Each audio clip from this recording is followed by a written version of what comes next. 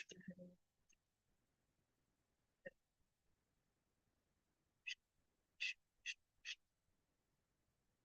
हरे राम हरे कृष्ण कृष्ण कृष्ण हरे राम राम राम कृष्ण कृष्ण हरे हरे हरे कृष्ण कृष्ण कृष्ण हरे राम हरे हरे कृष्ण कृष्ण कृष्ण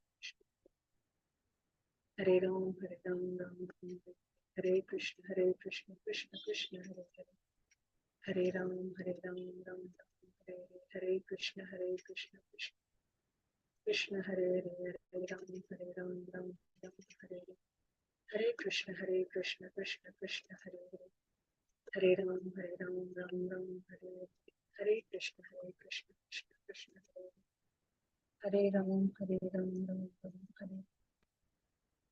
हरे कृष्ण माताजिगळे प्रभुजिगळे ಎಲ್ಲರಿಗೂ ಈ ಕಾರ್ಯಕ್ರಮಕ್ಕೆ ಸ್ವಾಗತವನ್ನ ಕೋರ್ತಾ ಇದ್ದೀನಿ ಹರೇ ಕೃಷ್ಣ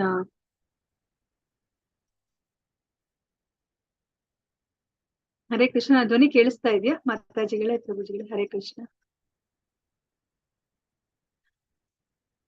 ಜ್ಯೋತಿ ಮಾತಾಜಿ ನನ್ನ ವಾಯ್ಸ್ ಕೇಳಿಸ್ತಾ ಇದೆಯಾ ಹೌದು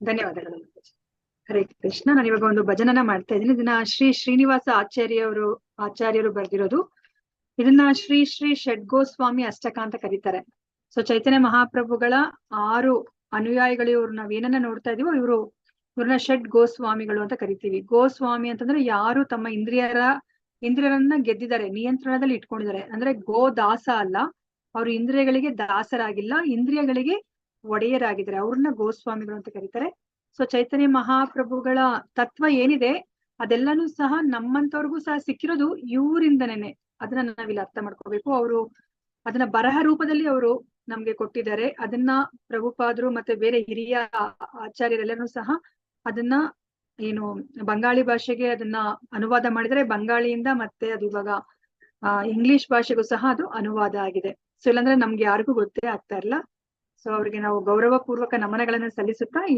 ಗೋಸ್ವಾಮಿ ಅಷ್ಟಕವನ್ನ ಹೇಳ್ಕೊಳ್ಳೋಣಂತೆ ಅಷ್ಟಕ ಅಂದ್ರೆ 8 ಶ್ಲೋಕಗಳಿರುತ್ತೆ कृष्णो कीर्तन घान नर्तन परौ प्रेमामृतांभो निधि धीराधीर जन प्रियो प्रियकरौ निर्मत्सरौ पूजितौ श्री चैतन्य कृपा भरौ भुवि भुवो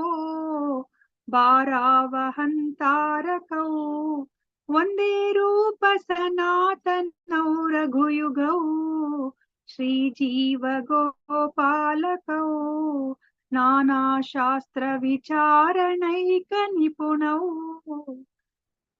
सद्धर्म संस्थापकौ लोकानां हितकारिणौ त्रिभुवने मान्यौ शरण्याकरौ राधा कृष्ण पदारविंद भजना नंदेन मत्तालिकौ वंदे रूप सनातनौ रघुयुगौ श्री जीव गोपालकौ श्री गौरांग गुणानुवर्णन विदौ श्रद्धा समृद्ध्यान्वितौ पापोत्ताप निकृन्तनौ तनुभृतां गोविंद गानामृतै आनन्दाम्बुधिवर्धनैक निपुणौ कैवल्य निस्तारकौ वंदे रूप सनातनौ रघुयुगौ श्री जीव गोपालकौ त्यक्त्वा तूर्णमशेषमण्डलपति श्रेणिं सदा तुच्छवत् भूत्वा दीनगणेशकौ करुणया कौपीनकान्ताश्रितौ गोपी भावरसामृताब्धिलहरी कल्लोलमग्नौ मुहुर् वंदे रूप सनातनौ रघुयुगौ श्रीजीव गोपालकौ पूजत् कोकिल हंस सारस गणा कीर्णे मयूराकुले नानारत्न निबद्ध मूल वितपा श्रीयुक्त वृन्दावने राधा कृष्ण हर्निशं प्रभजतौ जीवार्तदौ यौ मुधा वन्दे रूप सनातनौ रघुयुगौ श्रीजीव गोपालकौ संख्यापूर्वक नाम गान नटिभिः कालावसानीकृतौ निद्राहार विहारकादि विजितौ चात्यन्त दीनौ च यौ राधा कृष्ण गुणा स्मृतेर्मधुरिमा आनन्देन सम्मोहितौ वन्दे रूप सनातनौ रघुयुगौ राधा कुण्ड तटे कलिन्द तनया तीरे च वंशीवटे प्रेमोन्मादवशाद शेष दशया सदा गायन्तौ च कदा हरेर्गुणवरम् भावाभिभूतौ मुधा वन्दे रूप सनातनौ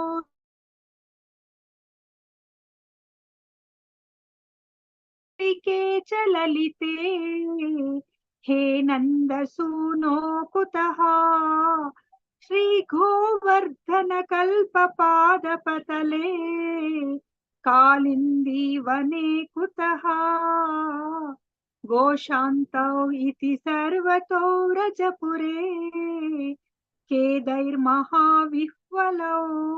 वन्दे रूप सनातनौ रघुयुगौ श्रीजीव गोपालकौ वन्दे रूप सनातनौ रघुयुगौ श्रीजीव गोपालकौ वन्दे रूप सनातनौ रघुयुगौ श्रीजीव गोपालकौ।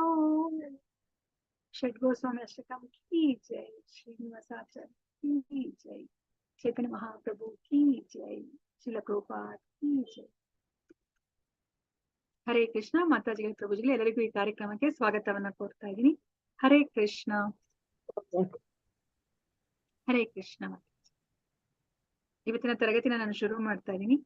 ಓಂ ನಮೋ ಭಗವತೆ ವಾಸುದೇವಾಯ, ಓಂ ನಮೋ ಭಗವತೆ ವಾಸುದೇವಾಯ, ಓಂ ನಮೋ ಭಗವತೆ ವಾಸುದೇವಾಯ. ಇಸ್ಕಾನ್ ಮಂಗಳೂರು ಶ್ರೀ ಶ್ರೀ ರಾಧಾ ಗೋವಿಂದ ದೇವಸ್ಥಾನದ ವತಿಯಿಂದ ನಡೆಸಿಕೊಡುತ್ತಿರುವ 18 ದಿನಗಳ ಆನ್ಲೈನ್ ಭಗವದ್ಗೀತಾ ಕಾರ್ಯಕ್ರಮಕ್ಕೆ ಎಲ್ಲರಿಗೂ ಸ್ವಾಗತವನ್ನ ಕೋರುತ್ತಾ ಇದ್ದೇನೆ. ಶ್ರೀ ಶ್ರೀ ರಾಧಾ ಗೋವಿಂದ ಅವರ ಚರಣಾರವಿಂದಗಳಲ್ಲಿ ನನ್ನ ನಮಸ್ಕಾರಗಳನ್ನು ಸಲ್ಲಿಸುತ್ತಾ, ಈ ಕೃಷ್ಣ ಪ್ರಜ್ಞೆಯನ್ನು ಪ್ರಪಂಚದಾದ್ಯಂತ ಹರಡಿರುವ ಎಸಿ ಭಕ್ತಿ ವೇದಾಂತ ಸ್ವಾಮಿ ಪ್ರಭುಪಾದ ಅವರಿಗೂ ನನ್ನ ನಮನಗಳನ್ನು ಸಲ್ಲಿಸುತ್ತಾ, ಈ ದೇವಸ್ಥಾನದ ಮುಖ್ಯಸ್ಥರು, ಈ ಕಾರ್ಯಕ್ರಮದ ಕಾರ್ಯಕರ್ತರುಗಳು ಮತ್ತು ನನ್ನ ಗುರುಗಳಾದ ಪೂಜ್ಯ ನಾಮನಿಷ್ಠಾಸ್ ಪ್ರಭುಗಳಿಗೂ ನನ್ನ ನಮಸ್ಕಾರಗಳನ್ನು ಸಲ್ಲಿಸುತ್ತಾ, ಗುರು ಪ್ರಾರ್ಥನೆಯೊಂದಿಗೆ ನಾನು ದಿನದ ಕಾರ್ಯಕ್ರಮವನ್ನ ಶುರು ಮಾಡುತ್ತಾ ಇದ್ದೇನೆ. ಓಂ ಅಜ್ಞಾನ ತಿಮಿರಾಂಧಸ್ಯ ಜ್ಞಾನಾಂಜನ ಶಲಾಕಯ ಚಕ್ಷುರ್ ಉನ್ಮೀಲಿತಂ ಯೇನ ತಸ್ಮೈ ಶ್ರೀ ಗುರವೇ ನಮಃ.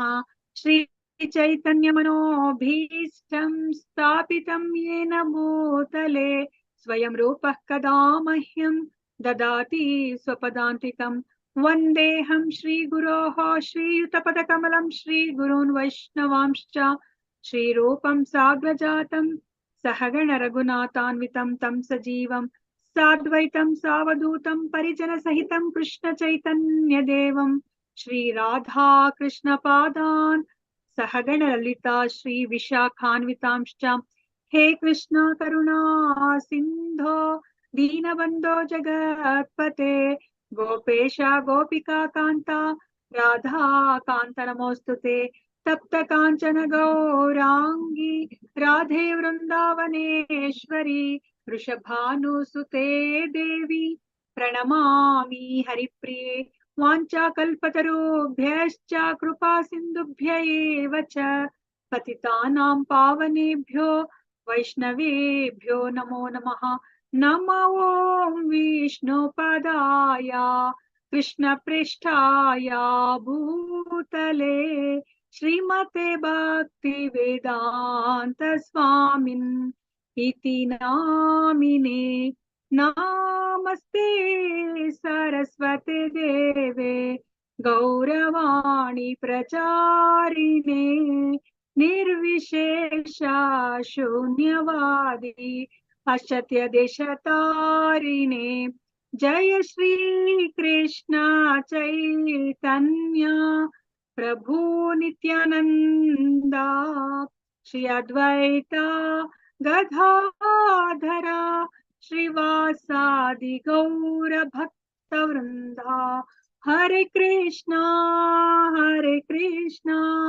कृष्ण कृष्णा हरे हरे हरे राम राम राम हरे हरे। हरे कृष्णा कृष्ण कृष्णा हरे हरे हरे राम राम राम हरे हरे। हरे कृष्णा कृष्ण कृष्णा हरे हरे हरे राम राम राम हरे हरे। हरे कृष्ण माताजी। हरे कृष्ण माತಾಜಿ. ಹರೇ ಕೃಷ್ಣ ಮಾತಾಜಿ. ಎಲ್ಲರೂ ರಾಧಾ ಗೋವಿಂದಲ್ಲಿ ಪ್ರಾರ್ಥನೆ ಮಾಡ್ಕೊಳ್ಳಿ. ನಿಮ್ಗೆ ಈ ಭಗವಂತನ ಭಗವದ್ಗೀತೆ ನಿಮ್ಗೆ ಚೆನ್ನಾಗಿ ಅರ್ಥ ಆಗಿ ಅದನ್ನ ನಿಮ್ಮ ಜೀವನದಲ್ಲಿ ಅಳವಡಿಸ್ಕೊಳೋ ತರ ಆಗ್ಲಿ ಅಂತ ಹೇಳ್ಬಿಟ್ಟು ನಾನು ಸಹ ರಾಧಾ ಗೋವಿಂದಲ್ಲಿ ಪ್ರಾರ್ಥನೆಯನ್ನ ಮಾಡ್ಕೋತೀನಿ. ಈ ಜ್ಞಾನವನ್ನ ನಿಮ್ಗೆ ಅರ್ಥ ಆಗೋ ರೀತಿಯಲ್ಲಿ ತಲುಪಿಸುವಂತ ಶಕ್ತಿ ನಮ್ಗೆ ಕೊಡ್ಲಿ ಅಂತ ಹೇಳ್ಬಿಟ್ಟು ಹರೇ ಕೃಷ್ಣ ಕೃಷ್ಣ ಕೃಷ್ಣ ಹರೇ ಹರೇ ಹರೇ ರಾಮ ರಾಮ ರಾಮ ಹರೇ ಕೃಷ್ಣ. ಮಾತಾಜಿಗಳ ಪ್ರಭುಜಿಗಳೇ ಯಾರಾದ್ರೂ ಹೇಳ್ತೀರಾ ನೆನ್ನೆಯ ಅಧ್ಯಾಯದ ಹೆಸರು ಏನಂತ ಹೇಳ್ಬಿಟ್ಟು?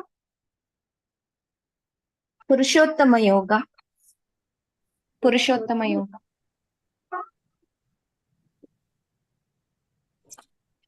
ಧನ್ಯವಾದಗಳು ಮಾತಾಜಿ. ಪುರುಷೋತ್ತಮ ಯೋಗ ಯಾವ ಪುರುಷೋತ್ತಮ ಅಂತ ನಾವು ತಿಳ್ಕೊಂಡ್ವಿ ಮಾತಾಜಿ?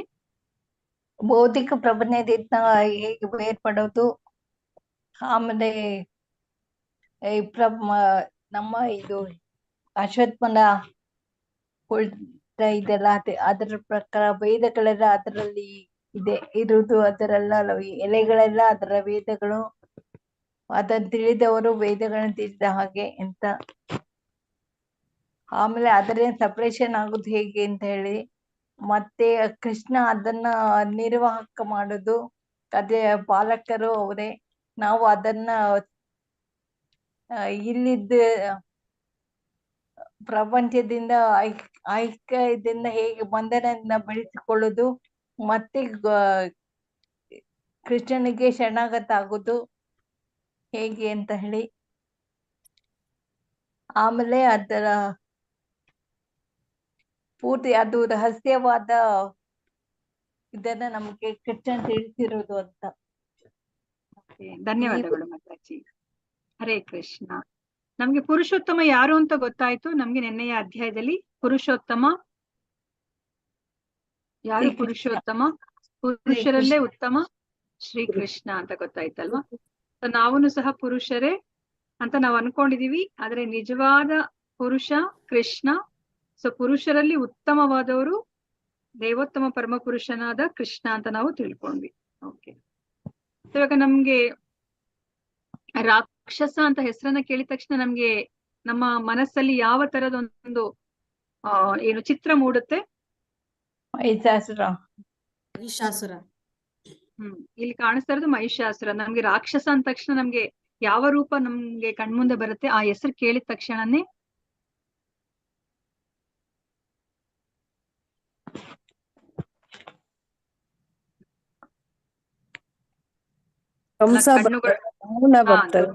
ದೊಡ್ಡ ಕಾಯ ಅಲ್ವಾ? ದೊಡ್ಡ ಕಾಯ, ಮತ್ತೆ ದೊಡ್ಡ ದೊಡ್ಡ ಕಣ್ಣುಗಳು, ಕೆಂಪಾಗಿ ಬೆಂಕಿಯ ಉಂಡೆಗಳ ತರ ಕಾಣ್ತಾ ಇರುವಂತಹ ಕಣ್ಣುಗಳು, ದೊಡ್ಡ ಮೀಸೆ, ಅಲ್ವಾ. ಅವ್ರ ಕೈಯಲ್ಲಿ ಯಾವ್ದಾದ್ರು ಒಂದು ಆಯುಧ ಇರುತ್ತೆ ಅಲ್ವಾ, ಕೋರೆ ದಾಡೆ ಈ ತರ ಒಂದು ರೂಪ ನಮ್ಗೆ ರಾಕ್ಷಸ ಅಂದ ತಕ್ಷಣ ನಮ್ಗೆ ಬರುತ್ತೆ ಅಲ್ವಾ.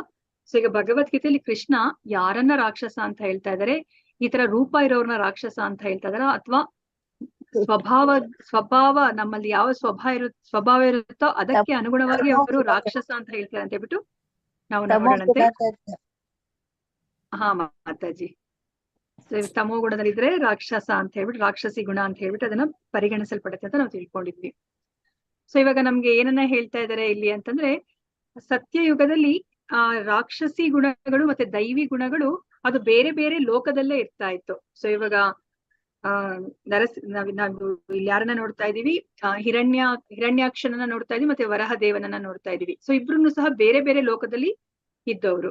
ಅದೇ ತ್ರೇತಾಯುಗದಲ್ಲಿ ಇವಾಗ ರಾಮನನ್ನ ನೋಡ್ತಾ ಇದೀವಿ, ರಾವಣನನ್ನ ನೋಡ್ತಾ ಇದೀವಿ, ಅವರಿಬ್ರು ಬೇರೆ ಬೇರೆ ದೇಶದಲ್ಲಿ ಇದ್ದವರು. ಸೊ ರಾಮ ಅವರು ದೈವಿ ಗುಣವನ್ನ ಪ್ರತಿನಿಧಿಸ್ತಾರೆ, ರಾವಣ ರಾಕ್ಷಸಿ ಗುಣವನ್ನ ಅವರು ಪ್ರತಿನಿಧಿಸ್ತಾರೆ. ಸೊ ದ್ವಾಪರ ಯುಗದಲ್ಲಿ ಏನಾಗ್ತಾ ಬಂತು ಅಂತಂದ್ರೆ, ಈ ದೈವಿ ಗುಣಗಳು ಮತ್ತೆ ರಾಕ್ಷಸಿ ಗುಣಗಳನ್ನ ನಾವು ಒಂದೇ ಕುಟುಂಬದಲ್ಲಿ ನೋಡೋ ತರ ಆಯ್ತು. ಅಂದ್ರೆ ಪಾಂಡವರು ದೈವಿ ಗುಣವನ್ನ ಪ್ರತಿನಿಧಿಸ್ತಾರೆ, ಕೌರವರು ರಾಕ್ಷಸಿ ಗುಣವನ್ನ ಅವರು ಪ್ರತಿನಿಧಿಸ್ತಾರೆ. ಮತ್ತೆ ಈಗ ಈ ಕಲಿಯುಗದಲ್ಲಿ ಯಾವ ತರ ಇದೆ, ಒಂದೇ ವ್ಯಕ್ತಿಯಲ್ಲಿ ದೈವ ಗುಣಗಳನ್ನ ರಾಕ್ಷಸಿ ಗುಣಗಳನ್ನ ನಾವು ಕಾಣ್ಬೋದು ಅಲ್ವಾ. ಇವಾಗ ನಾನೇನಾದ್ರೂ ನಿಮ್ಗೆ ಪ್ರಶ್ನೆನ ಕೇಳಿದ್ರೆ, ನಿಮ್ಗೆ ದೈವಿ ಗುಣಗಳಿದ್ಯಾ ರಾಕ್ಷಸಿ ಗುಣಗಳಿದ್ಯಾ ಅಂತಂದ್ರೆ, ನಾವೆಲ್ಲರೂ ಇಲ್ಲ, ನಾವು ತುಂಬಾ ಒಳ್ಳೆಯವರು, ನಾವು ದೈವಿ ಗುಣಗಳನ್ನೇ ಹೊಂದಿದೀವಿ ಅಂತ ನಾವು ಅನ್ಕೋತೀವಿ ಅಲ್ವಾ. ಈಗ ನೋಡೋಣಂತೆ ಕೃಷ್ಣ ಯಾವ್ದು ದೈವಿ ಗುಣಗಳು ಯಾವ್ದು ರಾಕ್ಷಸಿ ಗುಣಗಳು ಅಂತ ಹೇಳ್ಬಿಟ್ಟು ಹೇಳ್ತಾರೆ ಅಂತ ಹೇಳ್ಬಿಟ್ಟು ನೋಡೋಣಂತೆ. ಸೊ ಈ ಅಧ್ಯಾಯದ ಹೆಸರು ದೈವಾಸುರ ಸಂಪದ್ ವಿಭಾಗ ಯೋಗ. ಇದು 16ನೇ ಅಧ್ಯಾಯ, ದೈವ ಅಸುರ.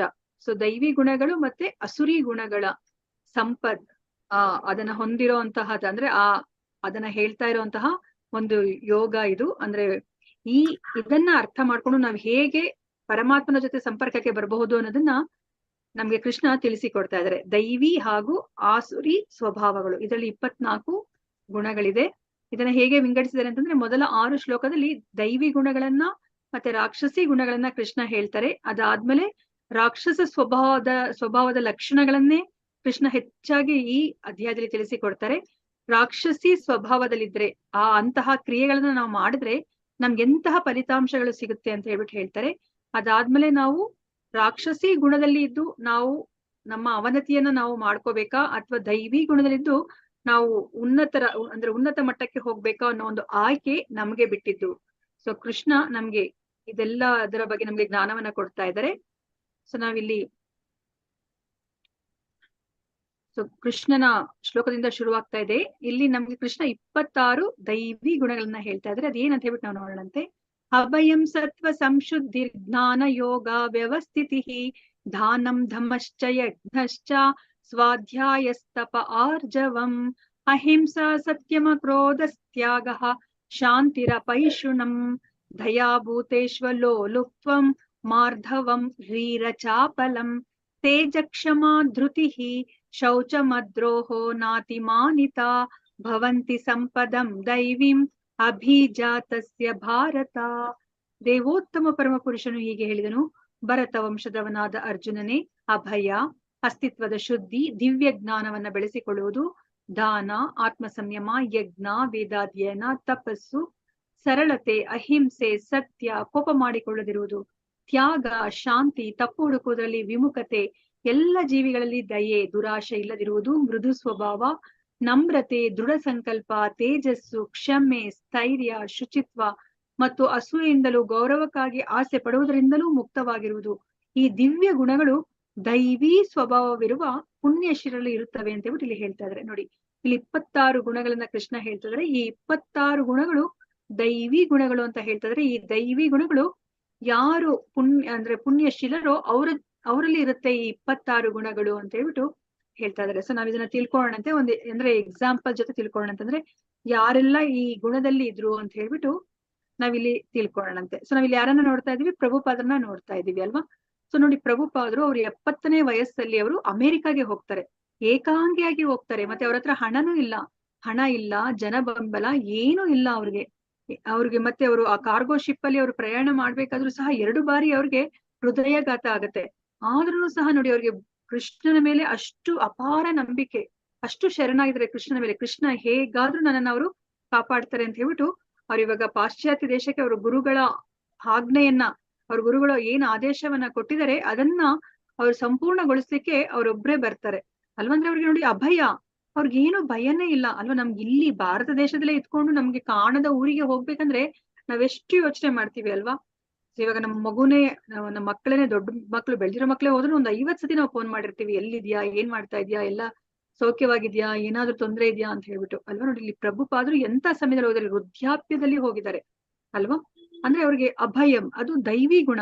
ನಾವು ಭಯದಿಂದ ಇಲ್ದಲೇ ಇರೋದೇ ದೈವಿ ಗುಣ. ನಮ್ಗೆ ಪ್ರಭುಪಾದ್ರು ಏನ್ ಹೇಳ್ತಾರೆ, ಆಚಾರ್ಯರುಗಳೆಲ್ಲ ಏನ್ ಹೇಳ್ತಾರೆ ಅಂತಂದ್ರೆ, ನಾವ್ ಈ ಕೃಷ್ಣ ಪ್ರಜ್ಞೆಗೆ ಬಂದು ನಾವ್ ಯಾವಾಗ ಚಾಂಟ್ ಮಾಡ್ಕೊಳ್ಲಿಕ್ಕೆ ಶುರು ಮಾಡ್ತೀವೋ ನಮ್ಗೆ ಮೊದಲು ನಮ್ಗೆ ಮನವರಿಕೆ ಆಗುವಂತಹ ಗುಣ ಯಾವುದು ಅಂತಂದ್ರೆ ಅಭಯಂ. ನಮ್ಗೆ ಆ ಭಯ ಅನ್ನೋದು ಹೊರಟೋಗುತ್ತೆ. ಇಲ್ಲಾಂದ್ರೆ ನಮ್ಗೆ ಯಾವಾಗ್ಲೂ ಆತಂಕದಲ್ಲೇ ನಾವ್ ಇರ್ತಾ ಇದ್ವಿ. ಅಯ್ಯೋ ನನಗೇನಾಗತ್ತೆ, ನನ್ನ ಪ್ರೀತಿ ಪಾತ್ರರಿಗೆ ಏನಾಗತ್ತೆ, ಮುಂದೆ ಏನಾಗತ್ತೆ, ನನ್ನ ಭವಿಷ್ಯತ್ತೇನು, ನಾನ್ ಸತ್ತೋಗ್ಬಿಡ್ತೀನ, ಅಥವಾ ನನ್ನ ಪ್ರೀತಿ ಪಾತ್ರರು ಸತ್ತೋಗ್ಬಿಡ್ತಾರ, ಬರೀ ಇದೇ ಒಂದು ಆತಂಕದಲ್ಲೇ ನಾವ್ ಇರ್ತೀವಿ. ಮುಂದೆ ಏನಾಗ್ಬೋದು ಭವಿಷ್ಯತ್ತಲ್ಲಿ ಅದೇ ಇರುತ್ತೆ. ಆದ್ರೆ ಯಾವಾಗ ನಾವು ಕೃಷ್ಣ ಪ್ರಜ್ಞೆಗೆ ಬರ್ತೀವೋ ನಮ್ಗೆ ಮೊದಲು ನಮ್ಗೆ ಅನುಭವಕ್ಕೆ ಬರೋದು ಈ ಅಭಯಂ. ಸೊ ಅದನ್ನ ಇಲ್ಲಿ ಕೃಷ್ಣ ಹೇಳ್ತಾ ಇದಾರೆ, ಈ ಅಭಯಂ ಅನ್ನೋದನ್ನ ದೈವಿ ಗುಣ ಅಂತ ಹೇಳ್ಬಿಟ್ಟು ಹೇಳ್ತಾ ಇದ್ದಾರೆ. ಮತ್ತೆ ದೃಢತೆ, ಅಂದ್ರೆ ಅವ್ರಿಗೆ ಎಷ್ಟು ದೃಢ ಸಂಕಲ್ಪ ಇದೆ ಅಂದ್ರೆ, ನಾನು ಏನು ಇಲ್ಲಿ ನನ್ನ ಗುರುಗಳಿಗೆ ಏನ್ ಹೇಳಿದೀನಿ, ಏನು ನನ್ಗೆ ಆದೇಶ ಕೊಟ್ಟಿದಾರೋ ಅದನ್ನ ನಾನು ಪಾಲಿಸ್ತೀನಿ ಅನ್ನೋ ಒಂದು ದೃಢ ನಿಶ್ಚಯ ಅವರಲ್ಲಿ ಇದೆ, ದೃಢ ಸಂಕಲ್ಪ ಅವರಲ್ಲಿ ಇದೆ. ಮತ್ತೆ ನೋಡಿ ಪ್ರಭುಪಾದ್ರು ನೋಡಿ ಎಷ್ಟು ಅವ್ರಿಗೆ ವಯಸ್ಸಾಗಿದೆ, ಆದ್ರೂ ಸಹ ಸ್ವತಃ ಅವರು ಸನ್ಯಾಸಿ ಬೇರೆ, ಆದ್ರೂ ಅವರು ಭಗವಂತನಿಗೆ ಬೇಕಾಗಿರುವಂತಹ ನೈವೇದ್ಯವನ್ನ ಅವರೇ ತಯಾರಿಸ್ತಾ ಇದ್ರು. ಸತ್ವ ಸಂಶುದ್ಧಿ ನೋಡಿ ಅವ್ರಿಗೆ. ಇವಾಗ ನಮ್ಗೆಲ್ಲ ನಾನು ಒಡೆಯ ಅಂದ್ರೆ ಅವ್ರಿಗೆ ಇವಾಗ 108 ದೇವಸ್ಥಾನಕ್ಕೆ ಅವರು ಅದನ್ನ ಸ್ಥಾಪನೆ ಮಾಡ್ತಾರೆ. 108 ದೇವಸ್ಥಾನವನ್ನ ಸ್ಥಾಪನೆ ಮಾಡಿ ಅಷ್ಟು ಜನ ಅವರಿಗೆ ಅನುಯಾಯಿಗಳು, ಬೆಂಬಲಿಗರು, ಶಿಷ್ಯರು ಇದ್ದಾರೆ. ಆದ್ರೂ ಸಹ ನೋಡಿ ಅವರು ಸ್ವತಃ ಅವರು ದೇವರಿಗೆ ಅಡಿಗೆನ ತಯಾರು ಮಾಡ್ತಿದ್ದಾರೆ. ಅವ್ರಿಗೆ ನೋಡಿ ಯಾವುದೇ ಒಂದು ಒಡೆತನದ ಭಾವ ಇಲ್ಲ ಅಲ್ವಾ. ಅವ್ರಿಗೆ ಅವರ ಸತ್ವ ಶುದ್ಧವಾಗಿದೆ. ನಾನು ಭಗವಂತನ ಸೇವಕ ಅಂತ ಹೇಳ್ಬಿಟ್ಟು ಅವ್ರಿಗೆ ಸರಿಯಾಗಿ ಅವ್ರು ಅರ್ಥಕೊಂಡಿದ್ದಾರೆ.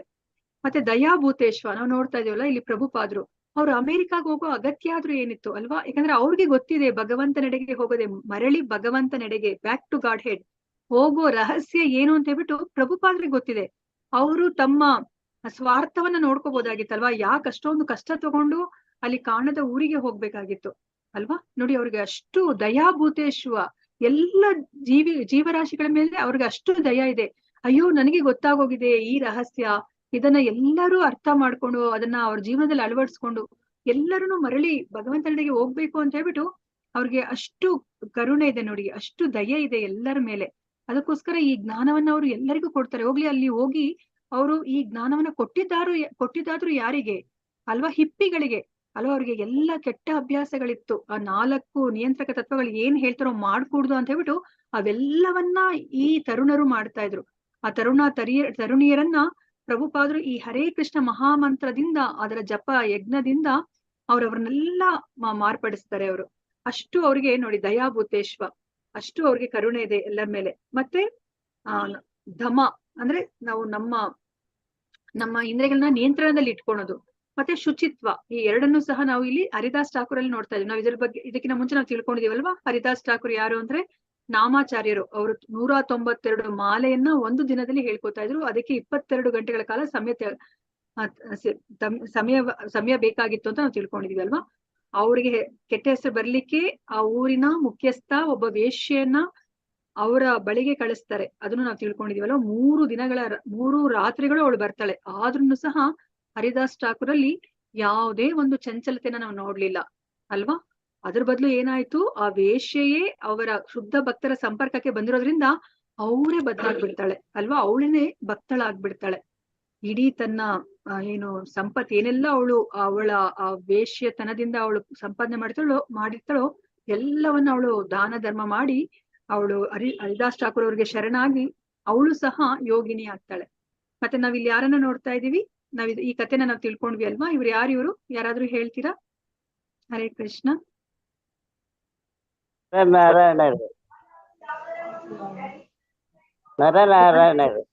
ಇಲ್ಲ ಮಾತಾಜಿ, ಅಲ್ಲ ನಾವ್ ನೆನ್ನೆನೂ ತಿಳ್ಕೊಂಡ್ವಿ ಅಲ್ವಾ, ಈ ಕಥೆನ ನಾವು ತಿಳ್ಕೊಂಡ್ವಿ ಅಲ್ಲ.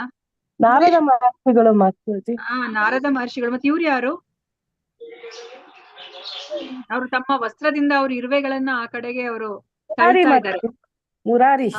ಮೃಗಾರಿ ಅಲ್ವಾ? ನೋಡಿ, ಮುರಾರಿ. ಮೃಗಾರಿ ಅವನು ಎಂತಹ ಕ್ರೂರನಾಗಿದ್ದ ಅಲ್ವಾ?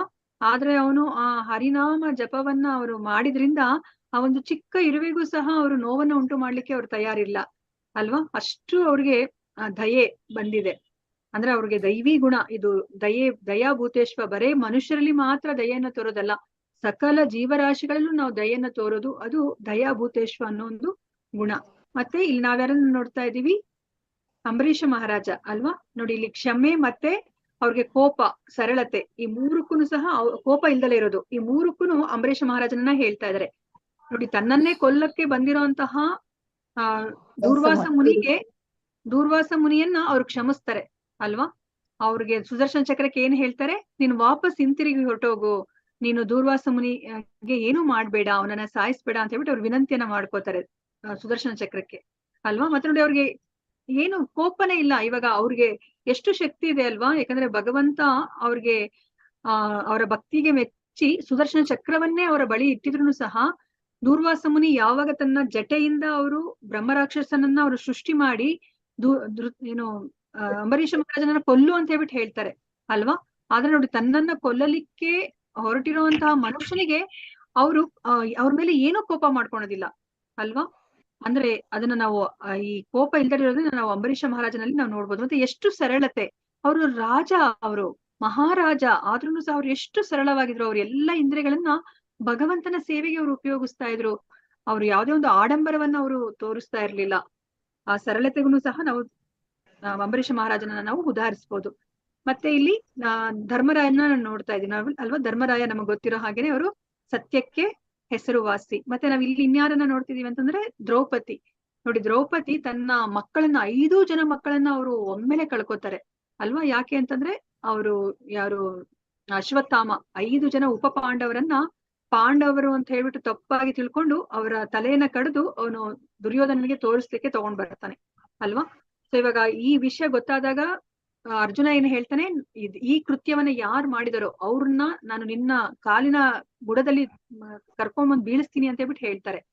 ಸೊ ಅದೇ ತರನೇ ಅಶ್ವತ್ಥಾಮನನ್ನ ಯಾರು ಅರ್ಜುನ ದ್ರೌಪದಿಯ ಕಾಲಿಗೆ ಬೀಳಿಸಿದಾಗ ದ್ರೌಪದಿ ಅವರನ್ನ ಕ್ಷಮಿಸಿ ಅಂತ ಹೇಳ್ಬಿಟ್ಟು ಹೇಳ್ತಾರೆ. ಯಾಕೆ ಅಂತಂದ್ರೆ ಈ ಅಶ್ವತ್ಥಾಮ ಬೇರೆ ಯಾರು ಅಲ್ಲ, ಅವರು ನಮ್ಮ ಗುರುಗಳು ಅಂದ್ರೆ ದ್ರೋಣಾಚಾರ್ಯರ ಮಗ. ಮತ್ತೆ ಇವಾಗ ದ್ರೋಣಾಚಾರ್ಯರ ಹೆಂಡತಿ ಕೃಪೆ ಅವಳಿವಾಗ ತನ್ನ ಗಂಡನನ್ನ ಕಳ್ಕೊಂಡಿದ್ದಾಳೆ. ಈಗ ಮಗನೂ ಹೋಗ್ಬಿಟ್ರೆ ಅವಳಿಗೆ ಏನು ಅವಳ ನೋಡ್ಕೊಳ್ಲಿಕ್ಕೂ ಸಹ ಯಾರು ಇರೋದಿಲ್ಲ. ನಾನ್ ಇವಾಗ ಅನುಭವಿಸ್ತಾ ಇದ್ದೀನಿ ಮಕ್ಕಳನ್ನ ಕಳ್ಕೊಂಡಿರೋ ದುಃಖ ಹೇಗಿರುತ್ತೆ ಅಂತ. ಈಗ ಅದೇ ದುಃಖವನ್ನ ಈಗ ಯಾರು ದ್ರೋಣಾಚಾರ್ಯರ ಹೆಂಡತಿ ಅದನ್ನ ಅನುಭವಿಸೋದು ಬೇಡ ಅಂತ ಹೇಳ್ಬಿಟ್ಟು ಅವ್ರಿಗೆ ನೀವು ಕ್ಷಮೆಯನ್ನ ಕೊಡಿ ಅಂತ ಹೇಳ್ಬಿಟ್ಟು ಕೇಳ್ಕೊತಾಳೆ ಅವಳು ಅರ್ಜುನನನ್ನ. ನೋಡಿ, ಅಲ್ಲಿ ಅಷ್ಟು ಕ್ಷಮೆ ಇದೆ ದ್ರೌಪದಿಗೆ. ತನ್ನ 5 ಮಕ್ಕಳನ್ನ ಕಳ್ಕೊಂಡಿದ್ರು ಸಹ ಅವಳು ಅಶ್ವತ್ಥಾಮನಿಗೆ ಏನು ಮಾಡಬಾರ್ದು ಅಂತ ಹೇಳ್ಬಿಟ್ಟು ಇಲ್ಲಿ ಹೇಳ್ತಾ ಇದ್ದಾಳೆ. ಮತ್ತೆ ನಾವ್ ಇಲ್ಲಿ ಏನನ್ನ ನೋಡ್ತಾ ಇದೀವಿ? ಇಸ್ಕಾನ್ ದೇವಸ್ಥಾನವನ್ನ ನೋಡ್ತಾ ಇದೀವಿ ಅಲ್ವಾ? ನೋಡಿ, ನಾವು ನೋಡಿರೋ ಹಾಗೆ ಇಸ್ಕಾನ್ ದೇವಸ್ಥಾನ ಎಷ್ಟು ವಿಜೃಂಭಣೆಯಿಂದ ಇರುತ್ತೆ ಅಲ್ವಾ? ಅಲ್ಲಿರುವಂತಹ ರಾಧಾಕೃಷ್ಣರ ಆ ವಿಗ್ರಹಗಳು ಅದಕ್ಕೆ ಎಷ್ಟು ಸುಂದರವಾಗಿ ಅಲಂಕಾರ ಮಾಡಿರ್ತಾರೆ. ಅಲ್ಲಿ ಎಷ್ಟು ವೈಭವ ಇರುತ್ತೆ ಅಂದ್ರೆ ವೈಕುಂಠ ಏನೋ ಅನ್ನೋ ತರ ನಮ್ಗೆ ಅನ್ನಿಸ್ತಾ ಇರುತ್ತೆ ಅಲ್ವಾ? ಆದ್ರೆ ಅಲ್ಲಿರುವಂತಹ ಆಚಾರ್ಯರು ಪ್ರಭುಜಿಗಳು ಅವರೆಲ್ಲ ಎಷ್ಟು ಸರಳವಾಗಿ ಇರ್ತಾರೆ ಅಲ್ವಾ? ನಾವಿಲ್ಲಿ ಅದನ್ನ ನೋಡ್ಬೋದು, ಸರಳತೆನ ನೋಡ್ಬೋದು. ಮತ್ತೆ ನಾವಿಲ್ಲಿ ಯಾರನ್ನ ನೋಡ್ತಾ ಇದೀವಿ ಅಂತಂದ್ರೆ ಶ್ರೀಲ ರೂಪ ಗೋಸ್ವಾಮಿ, ಆ ಷಡ್ಗೋಸ್ವಾಮಿಗಳಲ್ಲಿ ಇವರು ಮೊದಲಿಗರು. ಇವರು ನೋಡಿ, ದಾನಕ್ಕೆ ಅವ್ರನ್ನ ಉದಾಹರಣೆಗೆ ತೋರಿಸ್ತಾ ಇದ್ದಾರೆ. ಇವರು ಸಾಮಾನ್ಯ ಮನುಷ್ಯ ಅಲ್ಲ. ಅವರು ನವಾಬ್ ಹುಸೇನ್ ಶಾ ಅವರ ಆಸ್ಥಾನದಲ್ಲಿ ಅವರು ದೊಡ್ಡ ಹುದ್ದೆಯಲ್ಲಿ ಇದ್ದವರು. ಅವರು ಈ ಚೈತನ್ಯ ಮಹಾಪ್ರಭುಗಳ ಸಂಪರ್ಕಕ್ಕೆ ಬಂದ್ಮೇಲೆ ಅವರ ಹುದ್ದೆಗೆ ಅವರು ರಾಜೀನಾಮೆಯನ್ನ ಕೊಡ್ತಾರೆ. ಆ ಸಮಯದಲ್ಲಿ ಅವ್ರಿಗೆ ತುಂಬಾ ಅಪಾರವಾದ ಹಣ ಬರುತ್ತೆ. ಎಷ್ಟು ಬಂಗಾರದ ನಾಣ್ಯಗಳು ಬರುತ್ತೆ ಅಂತಂದ್ರೆ 2 ದೊಡ್ಡ ಹಡಗುಗಳಲ್ಲಿ ಅದನ್ನ ತುಂಬಿಸ್ಕೊಂಡು ತಗೊಂಡ್ ಬಂದ್ರು ರೂಪ ಗೋಸ್ವಾಮಿ ಅಂತ ಹೇಳ್ಬಿಟ್ಟು ಹೇಳ್ತಾರೆ. ನೋಡಿ, ಆ ಹಣವನ್ನ ಅವ್ರು ಏನ್ ಮಾಡ್ತಾರೆ? ಅವರ ಇಂದ್ರಿಯ ಸುಖಕ್ಕೆ ಉಪಯೋಗಿಸ್ಕೋತಾರ? ಇಲ್ಲ. ಆ ಹಣದಲ್ಲಿ 50% ಭಾಗವನ್ನ ಅವರು ವೈಷ್ಣವರಿಗೆ ಕೊಡ್ತಾರೆ ಅವರು. ಮತ್ತೆ ಈ ಕೃಷ್ಣನ ಸೇವೆಗೆ ಉಪಯೋಗಿಸ್ಕೊಳ್ಳಿಕ್ಕೆ ಕೊಡ್ತಾರೆ. ಮತ್ತೆ ಇನ್ನ ಉಳಿದಿರೋ 50 ಭಾಗದಲ್ಲಿ 25 ಭಾಗವನ್ನ ತನ್ನ ನೆಂಟರಿಷ್ಟರಿಗೆ ಕೊಡ್ತಾರೆ. ಮತ್ತೆ ಇನ್ನ 25 ಭಾಗವನ್ನ ಆಪದ್ದನ ಅಂತ ಹೇಳ್ಬಿಟ್ಟು ಎತ್ತಿಡ್ತಾರೆ. ಅಂದ್ರೆ ನಮ್ಗೆ ಅವ್ರು ಉದಾಹರಣೆಯಾಗಿ ತೋರಿಸ್ತಾ ಇದಾರೆ. ಇವಾಗ ನಾವೇನೇ ಒಂದು ಹಣವನ್ನ ದುಡಿದ್ರೆ ನಾವು ಅದನ್ನ ಹೇಗೆ ವ್ಯಯಿಸ್ಬೇಕು ಅಂತ ಹೇಳ್ಬಿಟ್ಟು ರೂಪ ಗೋಸ್ವಾಮಿ ಅವರು ಇಲ್ಲಿ ಉದಾಹರಣೆ ಆಗಿದ್ದಾರೆ. ನಾವೂನು ಅಷ್ಟೇ, ಇವಾಗ ನಮಗ್ ದುಡಿದಿರೋ 50ರಲ್ಲಿ ನಮಗ್ ಬಂದಿರೋ ಹಣದಲ್ಲಿ 50 ಭಾಗ ನಾವು ಭಗವಂತನ ಕೈಂಕರ್ಯಕ್ಕೆ ನಾವು ಉಪಯೋಗಿಸ್ಬೇಕು. ಅಂದ್ರೆ ಎಲ್ಲವನ್ನ ದಾನ ಮಾಡ್ಬೇಕು ಅಂತ ಹೇಳ್ತಾ ಇಲ್ಲ. ಇವಾಗ ನಾವು ನಮ್ಮ ಮನೇಲೇನೆ ದೇವ್ರ ಮನೇಲಿ ನಾವು ಪೂಜೆ ಮಾಡ್ಲಿಕ್ಕೆ ಎಷ್ಟೆಲ್ಲ ಬೇಕಾಗತ್ತೆ, ಭಗವಂತನ ನೈವೇದ್ಯ ಮಾಡ್ಲಿಕ್ಕೆ ಎಷ್ಟು ಬೇಕಾಗತ್ತೆ. ಮತ್ತೆ ನಾವೇನಾದ್ರೂ ಯಾತ್ರೆ ಹೋಗ್ಬೇಕಂದ್ರೆ ನಮ್ಗೆ ಬೇಕಾಗತ್ತೆ. ಮತ್ತೆ ಬೇರೆಯವ್ರನ್ನೆಲ್ಲ ನೆಂಟರಿಷ್ಟರೆಲ್ಲ ಕರ್ಸಿ ನಾವು ಕೃಷ್ಣನ ಯಾವ್ದಾದ್ರು ಒಂದು ಸಮಾರಂಭವನ್ನ ಆಚರಣೆ ಮಾಡ್ಲಿಕ್ಕೆ ಬೇಕಾಗತ್ತೆ. ಈ ತರ 50% ಅಷ್ಟನ್ನ ನಾವು ಭಗವಂತನ ಸೇವೆಗೆ ನಾವು ಉಪಯೋಗಿಸ್ಬೇಕು. ಅಥವಾ ಯಾವ್ದಾದ್ರು ಒಂದು ಇಸ್ಕಾನ್ ದೇವಸ್ಥಾನಗಳಿಗೆ ಆ ಕೃಷ್ಣನ ಸೇವೆ ಎಲ್ಲಿ ನಡೀತದೆಯೋ ಅಂತಹ ದೇವಸ್ಥಾನಗಳಿಗೆ ನಾವು ದಾನ ಮಾಡ್ಬೇಕಾಗತ್ತೆ. ಮತ್ತೆ ಇನ್ 25% ಅನ್ನ ನಮ್ಮ ಮೇಲೆ ಅವಲಂಬಿತರಾಗಿರ್ತಾರಲ್ಲ ಅವ್ರಿಗೆ ನಾವು ಉಪಯೋಗಿಸ್ಬೇಕಾಗತ್ತೆ. ಇನ್ 25% ಅನ್ನ ನಾವು ಮುಂದೆ ನಮ್ಮ ಕಷ್ಟ ಸುಖಕ್ಕೆ ಅಂತ ಹೇಳ್ಬಿಟ್ಟು ನಾವ್ ಎತ್ತಿಡ್ಬೇಕಾಗತ್ತೆ. ನಮ್ಗೆ ಇಲ್ಲಿ ತೋರಿಸಿಕೊಡ್ತಾ ಇದ್ದಾರೆ ರೂಪ ಗೋಸ್ವಾಮಿ ಅವರು ಹೇಗೆ ನಮ್ಮ ಕಷ್ಟಾರ್ಜಿತವನ್ನ ನಾವು ದಾನ ಮಾಡ್ಬೇಕು ಅಂತ ಹೇಳ್ಬಿಟ್ಟು. ಅದಾದ್ಮೇಲೆ ಅಭಯಂ, ಇದನ್ನ ನಾವು ಪ್ರಹ್ಲಾದ ಮಹಾರಾಜನನ್ನು ನೋಡ್ಬೋದು ಅಲ್ವಾ. ನರಸಿಂಹ ಯಾವಾಗ ಅವರು ಹಿರಣ್ಯಕಶಿಪುವನ್ನ ಸಂಹಾರ ಮಾಡಿದ್ದಾದ್ಮೇಲೆ ಅವರಿಂದ ತುಂಬಾ ಉಗ್ರವಾಗಿರ್ತಾರೆ. ಅವ್ರ ಹತ್ರ ಹೋಗ್ಲಿಕ್ಕೆ ದೇವತೆಗಳು ಸಹ ಎದುರ್ಕೋತಾರೆ. ಈವನ್ ಸ್ವತಃ ಲಕ್ಷ್ಮಿನೂ ಸಹ ನರಸಿಂಹನ ಹತ್ರ ಹೋಗ್ಲಿಕ್ಕೆ ಅವರು ಇಚ್ಛೆ ಪಡೋದಿಲ್ಲ. ಆ ಸಮಯದಲ್ಲಿ ನಾರದ ಅವ್ರು ಹೇಳ್ತಾರೆ, ನಿನಗೋಸ್ಕರನೇ ಬಂದಿರೋದು ಪ್ರಹ್ಲಾದ, ನರಸಿಂಹ, ನೀನೇ ಹೋಗೋ ಅವ್ರ ಹತ್ರ, ಅವ್ರನ್ನ ಶಾಂತಗೊಳಿಸು ಅಂದಾಗ ನೋಡಿ, ಪ್ರಹ್ಲಾದ ಅವನಿನ ಚಿಕ್ಕ ಹುಡುಗ, 5 ವರ್ಷದ ಹುಡುಗ, ಅವನಿಗೆ ಯಾವುದೇ ಒಂದು ಭಯ ಇಲ್ಲ. ಅವ್ರು ನೋಡಿ ಎಷ್ಟು ನಿರ್ಭಯವಾಗಿ ಅವರು ನರಸಿಂಹನ ಹತ್ರ ಹೋಗ್ತಾ ಇದ್ದಾರೆ. ಅದಾದ್ಮೇಲೆ ಕೇಳ್ತಾರೆ ನಾರದರು, ಪ್ರಹ್ಲಾದ, ನೀನ್ ನರಸಿಂಹ ಹತ್ರ ಹೋದಿಯಲ್ಲ, ನಿನಗ್ ನಿಜವಾಗ್ಲೂ ಭಯ ಆಗ್ಲಿಲ್ವಾ ಅಂತಂದ್ರೆ, ನನಗೆ ಯಾಕೆ ಭಯ ಆಗತ್ತೆ? ಇವಾಗ ಏನು ಸಿಂಹದ ಮರಿಗೆ ಸಿಂಹದ ಹತ್ರ ಹೋಗ್ಲಿಕ್ಕೆ ಏನಾದ್ರು ಭಯ ಆಗತ್ತಾ? ಇಲ್ಲ. ಅದೇ ತರ ನರಸಿಂಹ ನನ್ನ ತಂದೆ, ನನಗೆ ಅವ್ರ ಬಳಿ ಹೋಗ್ಲಿಕ್ಕೆ ನನಗೆ ಯಾಕೆ ಭಯ ಆಗತ್ತೆ ಹೇಳ್ತಾರಂತೆ. ಹರೇ ಕೃಷ್ಣ, ಮ್ಯೂಟ್ ಮಾಡ್ಕೊಳ್ಳಿ please. Hare Krishna, back ground noise ಇರೋರು ಮ್ಯೂಟ್ ಮಾಡ್ಕೊಳ್ಳಿ. ಇಲ್ಲ. Hare Krishna, back ground noise ಇರೋರು ಮ್ಯೂಟ್ ಮಾಡ್ಕೊಳ್ಳಿ.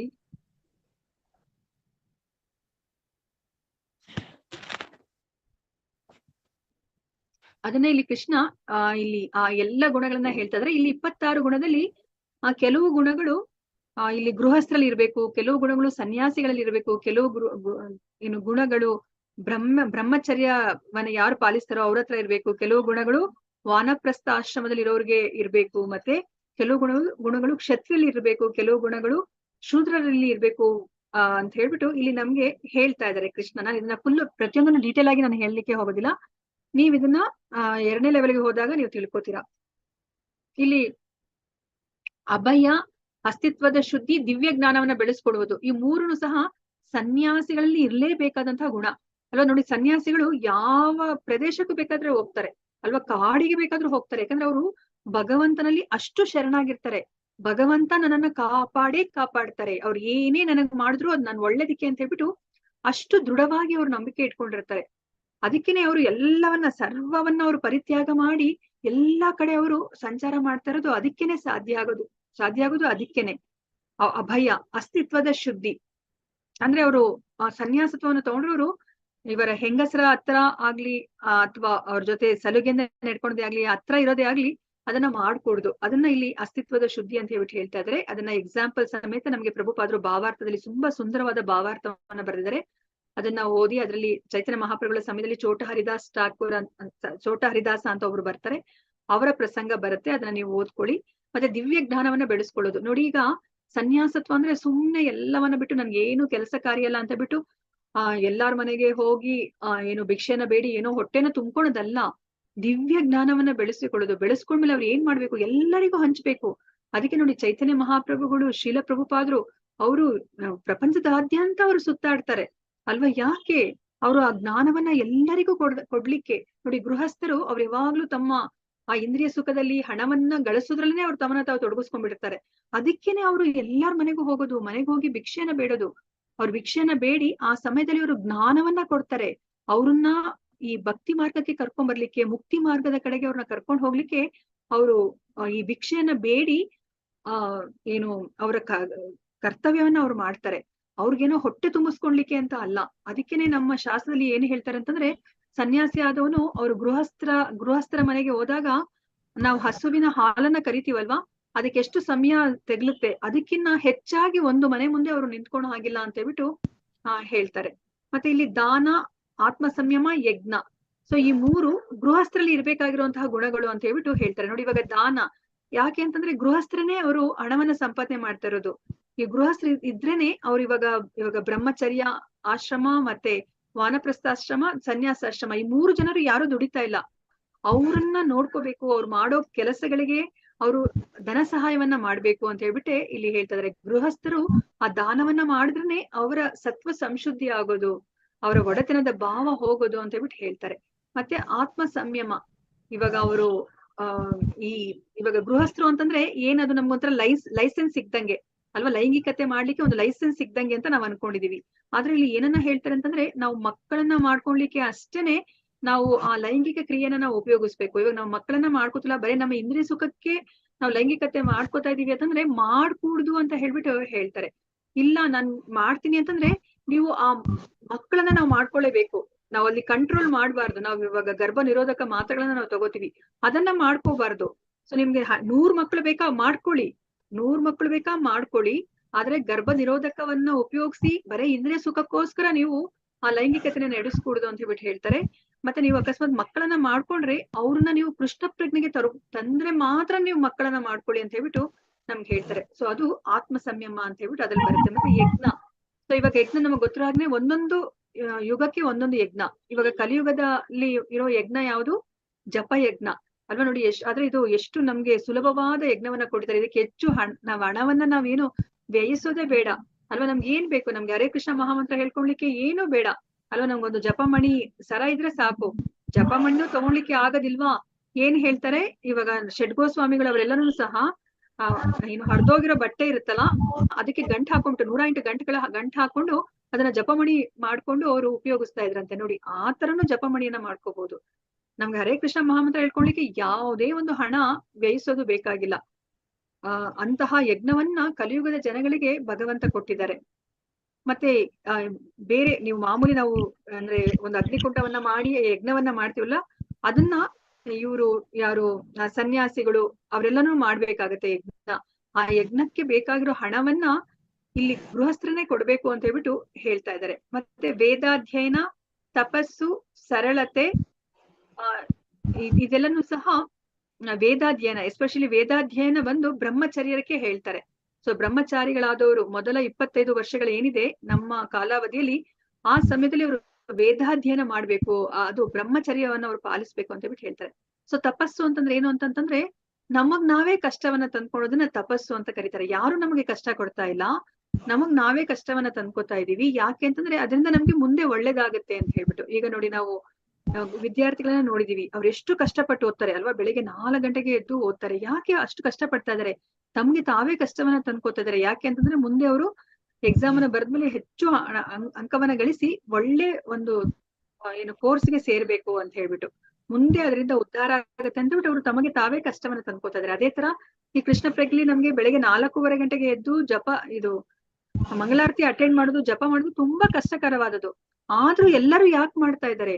ಯಾಕೆ ಅಂತಂದ್ರೆ ಎಲ್ಲರೂ ಭಗವಂತನ ಲೋಕಕ್ಕೆ ಹೋಗ್ಬೇಕು, ಈ ಏನು ದುಃಖಾಲಯ ಅಶಾಶ್ವತಂ ಅಂತ ಇರುವಂತಹ ಈ ಜಗತ್ತಲ್ಲಿ ಇರ್ಕೂಡ್ದು ಅಂತ ಹೇಳ್ಬಿಟ್ಟು ಅವ್ರು ತಮಗೆ ತಾವೇ ತಪಸ್ಸನ್ನ ಮಾಡ್ತಾ ಇದ್ದಾರೆ. ಮತ್ತೆ ಸರಳತೆ ನಾವು ನೋಡಿದಿವಿ ಅಲ್ಲ, ಸರಳತೆ, ಅಹಿಂಸೆ, ಇದನ್ನ ನಾವು ಇದಕ್ಕಿಂತ ಮುಂಚೆನೂ ನಾವು ಡಿಸ್ಕಸ್ ಮಾಡಿದೀವಿ ಅಲ್ವಾ. 13ನೇ ಅಧ್ಯಾಯದಲ್ಲಿ ನಾವು ಇದ್ರ ಬಗ್ಗೆ ಚರ್ಚೆ ಮಾಡಿದ್ವಿ.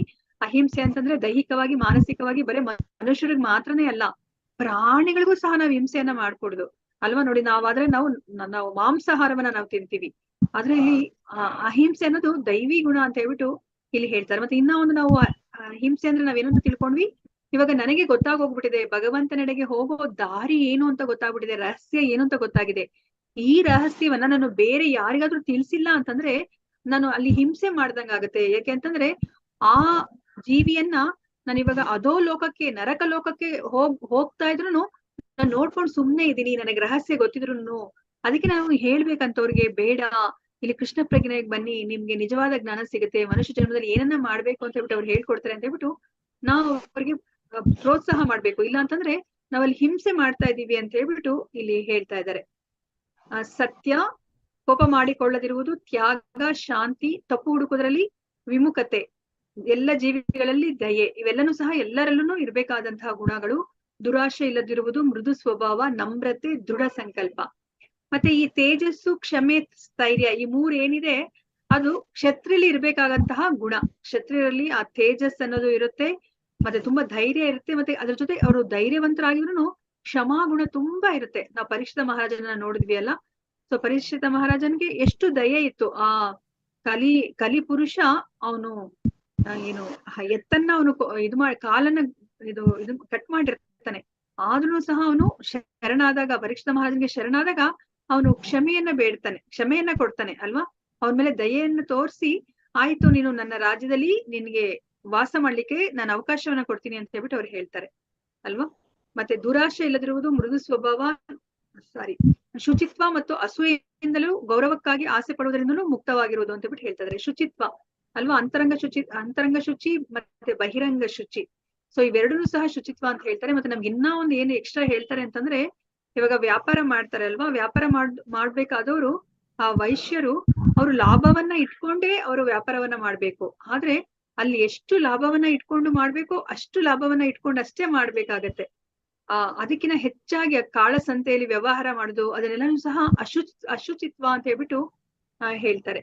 ಮತ್ತೆ ಈ ಶೂದ್ರರು ಅವ್ರಿಗೆ ಯಾವುದೇ ಒಂದು ಅಸೂಯೆ ಇರಬಾರ್ದು, ಮತ್ತೆ ಗೌರವಕ್ಕಾಗಿ ಅವ್ರು ಆಸೆ ಪಡಬಾರ್ದು. ಯಾಕಂತಂದ್ರೆ ಅವರು ಬೇರೆಯವರಿಗೆ ಪರಿಚರ್ಯವನ್ನ ಮಾಡ್ಲಿಕ್ಕೇನೆ ಅವ್ರು ಇರೋದು ಶೂದ್ರರು ಅನ್ನೋರು.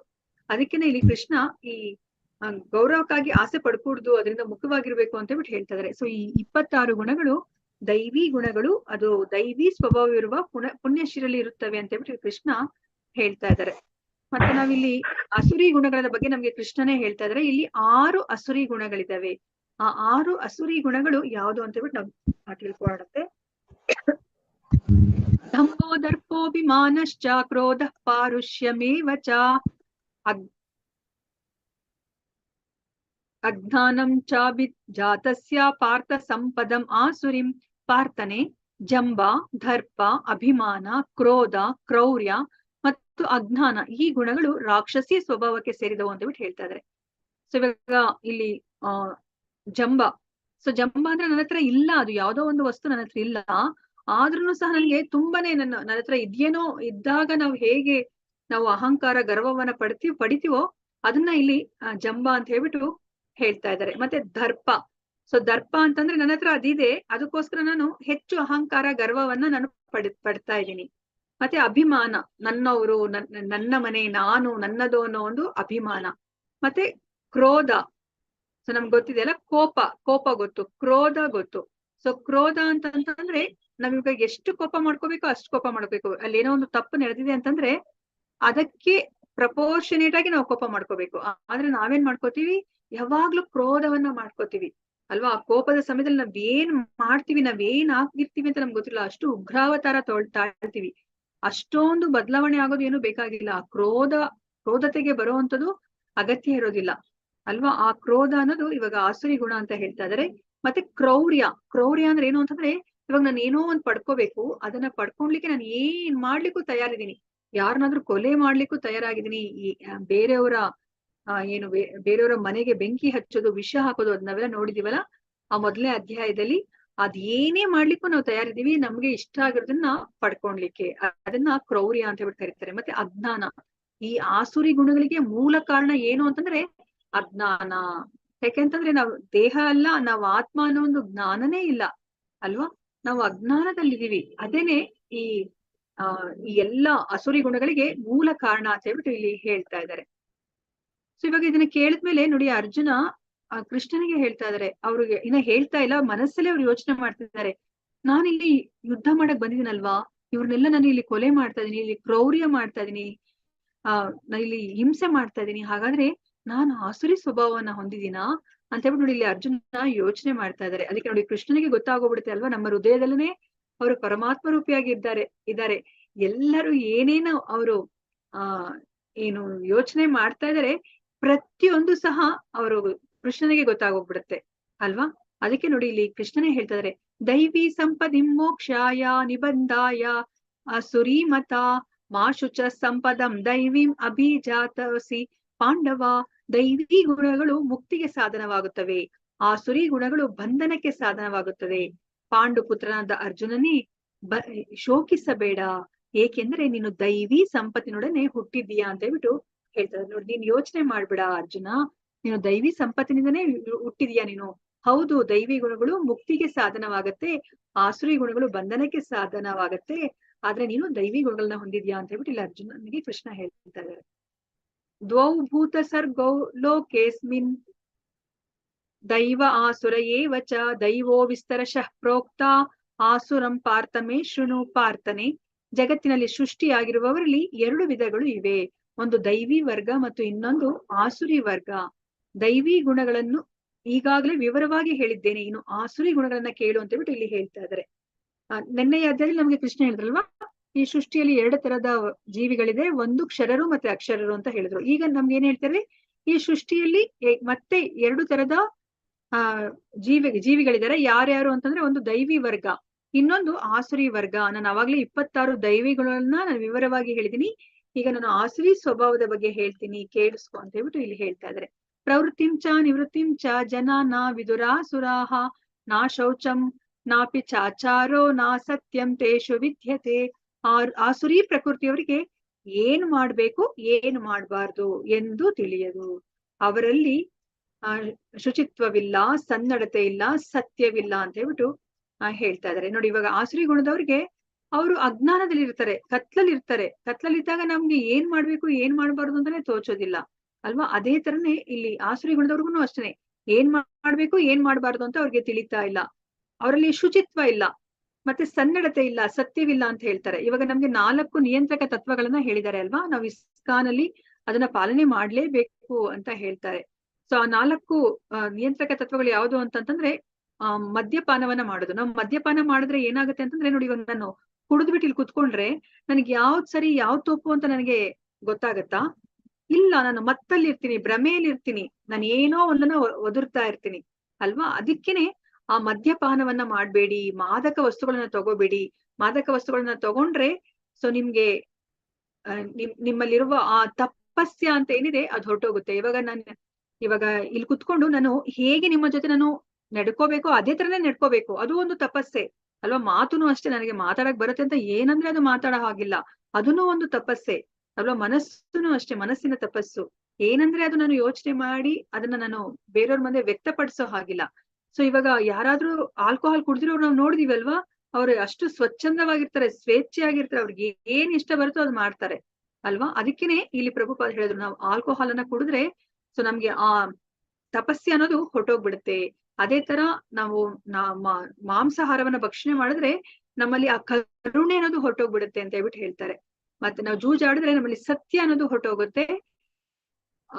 ಮತ್ತೆ ಈ ಪರಸ್ತ್ರೀ ಸಂಘವನ್ನ ಮಾಡಿದ್ರೆ ನಮ್ಮಲ್ಲಿ ಏನು ಆ ಕ್ಲೀನ್ಲಿನೆಸ್ ಅಂದ್ರೆ ಏನು, ಶುಚಿತ್ವ ಅನ್ನೋದು ಹೊರಟೋಗ್ಬಿಡುತ್ತೆ ಅಂತ ಹೇಳ್ಬಿಟ್ಟು ಹೇಳ್ತಾ ಇದಾರೆ.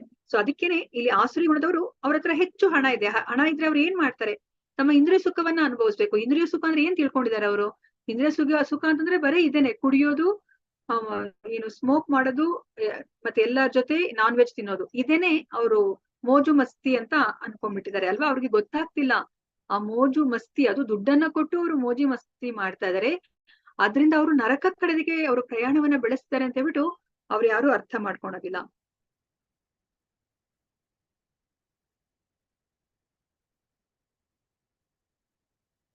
ನಾವಿಲ್ಲಿ ಯಾರನ್ನ ನೋಡ್ತೀವಿ ಅಂದ್ರೆ ಪರೀಕ್ಷಿತ ಮಹಾರಾಜ ಒಂದ್ಸತಿ ಅವರ ರಾಜ್ಯದಲ್ಲಿ ಅವರು ಸಂಚಾರ ಮಾಡ್ಕೊಂತಾ ಇರ್ಬೇಕಾದ್ರೆ ಒಂದು ದೃಶ್ಯವನ್ನ ನೋಡ್ತಾರೆ. ಏನು ಅಂತಂದ್ರೆ, ಒಂದು ಎತ್ತನ್ನ ಯಾರೋ ಕಾಲ್ ಕಡ್ದು ಬಿಟ್ಟಿರ್ತಾರೆ. ಸೊ ಅದು ಯಾರು ಅಂತ ನೋಡಿದ್ರೆ ಒಬ್ಬ ಶೂದ್ರ, ಅವನು ರಾಜನ ಪೋಷಕನ ಧರಿಸ್ಕೊಂಡು ಇಂತಹ ಒಂದು ಕೆಟ್ಟ ಕಾರ್ಯವನ್ನ ಅವ್ರು ಮಾಡ್ತಾ ಇದಾರೆ. ಸೊ ಅದಕ್ಕೆ ನೋಡಿ, ತಕ್ಷಣವೇ ಅವರು ರಾಜ ಅಲ್ವಾ, ಅಲ್ಲಿ ಏನಾದ್ರು ತಪ್ಪು ನಡೆದ್ರೆ ಅಲ್ಲಿ ಅವರು ತಕ್ಷಣವೇ ಅವ್ರಿಗೆ ಶಿಕ್ಷೆನ ಕೊಡ್ಬೇಕು. ಅದಕ್ಕೆ ಅವನನ್ನ ಸಾಯಿಸ್ಲಿಕ್ಕೆ ಹೋಗ್ತಾ ಇದಾರೆ. ಅವಾಗ ಏನಾಗಿದೆ, ಕಲ್ಕಿ ಅವರು ಶರಣ ಆಗ್ತಾರೆ ಪರೀಕ್ಷಿತ ಮಹಾರಾಜನಿಗೆ, ನನ್ನನ್ನ ಕ್ಷಮಿಸು ನೀನು ಅಂತ ಹೇಳ್ಬಿಟ್ಟು. ಆದ್ರೆ ಇಲ್ಲಿ ಪರೀಕ್ಷಿತ ಮಹಾರಾಜ, ಇಲ್ಲ ನೀನ್ ತಪ್ಪು ಮಾಡಿದ್ಯಾ, ನನ್ನ ಕ್ಷಮಿಸ್ಲಿಕ್ಕೆ ಸಾಧ್ಯ ಇಲ್ಲ ಅಂತ ಹೇಳ್ತಾರೆ. ಆದ್ರೆ ಮತ್ತೆ ಕಲಿಪುರುಷ ಹೇಳ್ತಾರೆ ಏನು ಅಂದ್ರೆ, ಯಾರಾದ್ರೂ ಅಂದ್ರೆ ಶರಣಾದಾಗ ಅವ್ರನ್ನ ಕೊಲ್ಕೂಡ್ದು, ನಾನ್ ನಿಮ್ಗೆ ಶರಣ ಆಗಿದ್ದೀನಿ, ನಾನು ನಿಮ್ಮ ಪ್ರಜೆ, ನನ್ನನ್ನ ಪಾಲಿಸಬೇಕಾದದ್ದು ನಿಮ್ಮ ಧರ್ಮ ಅಂತ ಹೇಳ್ಬಿಟ್ಟು ಹೇಳ್ತಾರೆ. ಸರಿ ಅಂತ ಹೇಳ್ಬಿಟ್ಟು ಪರೀಕ್ಷಿತ ಮಹಾರಾಜ ಹೇಳ್ತಾರೆ, ಸರಿ ಆಯ್ತು, ನಾನು ನಿನ್ನ ನೀನು ಜೀವದಾನ ಕೊಟ್ಟಿದ್ದೀನಿ ಅಂತ ಹೇಳ್ಬಿಟ್ಟು. ಮತ್ತೆ ಅವರು ಕಲಿಪುರುಷ ಕೇಳ್ತಾರೆ, ನಾನು ನಿನ್ನ ರಾಜ್ಯದಲ್ಲಿ ನಾನು ಆಶ್ರಯವನ್ನ ಪಡಿಬೇಕು, ನನಗೆ ಯಾವ್ದಾದ್ರು ಒಂದು ಜಾಗವನ್ನ ಕೊಡು ಅಂತ ಹೇಳಿದಾಗ ಪರೀಕ್ಷಿತ ಮಹಾರಾಜ ಹೇಳ್ತಾರೆ, ಸರಿ ನೀನು ಒಂದ್ ಕೆಲ್ಸ ಮಾಡು, ಈ ನಾಲ್ಕನ್ನ ಅಂದ್ರೆ ಈ ಜೂಜಾಡೋದು, ಮದ್ಯಪಾನ ಮಾಡೋದು, ಮಾಂಸಾಹಾರವನ್ನ ತಿನ್ನೋದು, ಪರಸ್ತ್ರೀ ಸಂಘವನ್ನ ಮಾಡ್ತಾ ಇರ್ತಾರಲ್ಲ, ಎಲ್ಲಿ ಅದು ನಡೀತಾ ಇರುತ್ತೋ ಅಲ್ಲಿ ಹೋಗಿ ನೀನು ವಾಸವನ್ನ ಮಾಡು ಅಂತ ಹೇಳ್ತಾರೆ. ಕಲಿ ಎಲ್ಲಾ ಕಡೆ ಓಡಾಡ್ಕೊಂಡ್ ಬರ್ತಾರೆ. ಅವಾಗ ಇಂಡಿಯಾ ಅಂದ್ರೆ ಬರೇ ನಾವ್ ಇವಾಗ ನೋಡ್ತಿದೀವಲ್ಲ ಅಷ್ಟೇ ಅಲ್ಲ, ಅದು ಭರತ ಭೂಮಿ ಅಂದ್ರೆ ತುಂಬಾ ವಿಶಾಲವಾಗಿ ಅದು ಇರುತ್ತೆ. ಅವ್ರು ಎಲ್ಲಾ ಕಡೆ ಓಡಾಡ್ಕೊಂಡ್ ಬರ್ತಾರೆ. ಎಲ್ಲೂ ಸಹ ಈ ನಾಲ್ಕನ್ನ ಮಾಡೋರು ಅವ್ರಿಗೆ ಕಾಣಿಸೋದೇ ಇಲ್ಲ. ಅವ್ರು ಮತ್ತೆ ಅವರು ಕೃಷ್ಣನಿಗೆ ಶರಣಾಗ್ತಾರೆ. ನನಗೆ ಎಲ್ಲೂ ಕಾಣಿಸ್ತಾ ಇಲ್ಲ ಈ ನಾಲ್ಕನ್ನ ಮಾಡ್ತಾ ಇರೋದು ನಿಮ್ಮ ಸಾಮ್ರಾಜ್ಯದಲ್ಲಿ ಅಂದಾಗ, ಸರಿ ಆಯ್ತು, ನೀನು ಒಂದ್ ಕೆಲಸ ಮಾಡು, ಎಲ್ಲಿ ಹೆಚ್ಚು ಹಣ ಇರುತ್ತೆ, ಬಂಗಾರ ಇರುತ್ತೋ ಅಲ್ಲಿ ಹೋಗಿ ನೀನು ವಾಸ ಮಾಡು ಅಂತ ಹೇಳ್ತಾರೆ. ಸೊ ಅದಕ್ಕೇನೆ ನಮ್ಗೆ ಇವಾಗ ತುಂಬಾ ಹೆಚ್ಚು ಶ್ರೀಮಂತಿಕೆ ಇದ್ರೆ, ತುಂಬಾ ಹೆಚ್ಚು ಹಣ, ಅಂತಸ್ತು, ಐಶ್ವರ್ಯ ಇದ್ರೆ ನಾವ್ ಈ ಕೃಷ್ಣ ಪ್ರಜ್ಞೆಗೆ ಬರ್ಲಿಕ್ಕೆ ಸಾಧ್ಯ ಆಗೋದಿಲ್ಲ. ಸೊ ಅದಕ್ಕೇನೆ ಇಲ್ಲಿ ಏನ್ ಹೇಳ್ತಾರೆ, ಈ ನಾಲ್ಕು ತುಂಬಾನೇ ಮುಖ್ಯ. ಈ ನಾಲ್ಕು ಇದ್ರೆ ಮಾತ್ರ ನಾವು ನಮ್ಮ ಜೀವನದಲ್ಲಿ ಮುಂದುವರ್ಸ್ಕೊಂಡು ಹೋಗ್ಲಿಕ್ಕೆ ಸಾಧ್ಯ ಆಗುತ್ತೆ, ನಾವು ಆ ಆಧ್ಯಾತ್ಮಿಕ ಮಾರ್ಗದಲ್ಲಿ. ಸೊ ಇವಾಗ ನಮ್ಗೆ ಇಲ್ಲಿ ಏನ್ ಹೇಳ್ತಿದ್ರೆ ಹಿಂಸೆ ಅಲ್ವಾ, ನಮ್ಗೆ ಇವಾಗ ಏನು ಮಾಂಸವನ್ನ ತಿಂದ್ರೆ ನಮ್ಗೆ ಸಾರಿ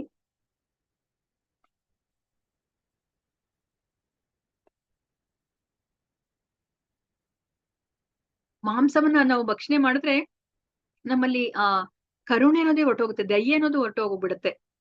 ಸೊ ಇವಾಗ ದಯೆ ಅನ್ನೋದು ನಾವ್ ಇವಾಗ ದೈವಿ ಗುಣ ಅಂತ ನೋಡ್ತಾ ಇದೀವಿ. ಇವಾಗ ನಾವೇನ್ ಮಾಡ್ತಾ ಇದೀವಿ, ಇಲ್ಲಿ ಮಾಂಸಾಹಾರವನ್ನ ನಾವು ತಿಂತಾ ಇದೀವಿ. ಅದು ನಾವು ಗೋವಿನ ಹತ್ಯೆಯನ್ನ ಮಾಡ್ತಾ ಇದೀವಿ. ನೋಡಿ, ಗೋವು ಸಾಮಾನ್ಯವಾದ ಪ್ರಾಣಿ ಅಲ್ಲ. ನಮ್ಗೆ ನೋಡಿ ಇಲ್ಲಿ ಹೇಳ್ತಾ ಇದ್ದಾರೆ ನಮ್ಮ ಶಾಸ್ತ್ರದಲ್ಲಿ, ನಮ್ಗೆ ಜನ್ಮವನ್ನ ಕೊಟ್ಟಿರೋ ತಾಯಿ ಒಬ್ರೇ ಇಲ್ಲ, ನಮ್ಗೆ ಇಲ್ಲಿ 7 ಜನ ತಾಯಂದ್ರಿದ್ದಾರೆ ಅಂತ ಹೇಳ್ಬಿಟ್ಟು ಹೇಳ್ತಾ ಇದಾರೆ. ನಮ್ಗೆ ಜನ್ಮವನ್ನ ಕೊಟ್ಟಿರುವ ತಾಯಿ, ಮತ್ತೆ ನಮ್ಮನ್ನ ಬೆಳೆಸಿರುವಂತಹ ದಾದಿ ಕೂಡ ನಮ್ಗೆ ತಾಯಿ ಅಂತ ಹೇಳ್ತಾ ಇದಾರೆ.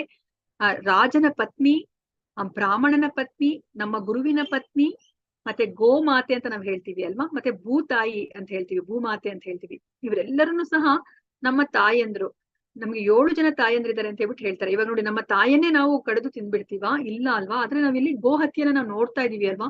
ಇವಾಗ ಭಾರತದಲ್ಲಿ ಎಲ್ಲಾ ಕಡೆ ನಾವು ಈ ಗೋವನ್ನ ನಾವು ಹತ್ಯೆ ಮಾಡಿ ಅವರ ಇಂದ್ರಿಯ ಸುಖವನ್ನ ಅನುಭವಿಸ್ತಾ ಇರೋದನ್ನ ನಾವು ನೋಡ್ತಾ ಇದೀವಿ. ದಯೆ ಇಲ್ಲ ಅಂತಂದ್ರೆ ನಾವು ಈ ಆಧ್ಯಾತ್ಮಿಕ ಮಾರ್ಗದಲ್ಲಿ ಮುನ್ನಡೆಯಲಿಕ್ಕೆ ಸಾಧ್ಯ ಇಲ್ಲ, ಭಕ್ತಿನ ಮಾಡ್ಲಿಕ್ಕೆ ಆಗೋದೇ ಇಲ್ಲ.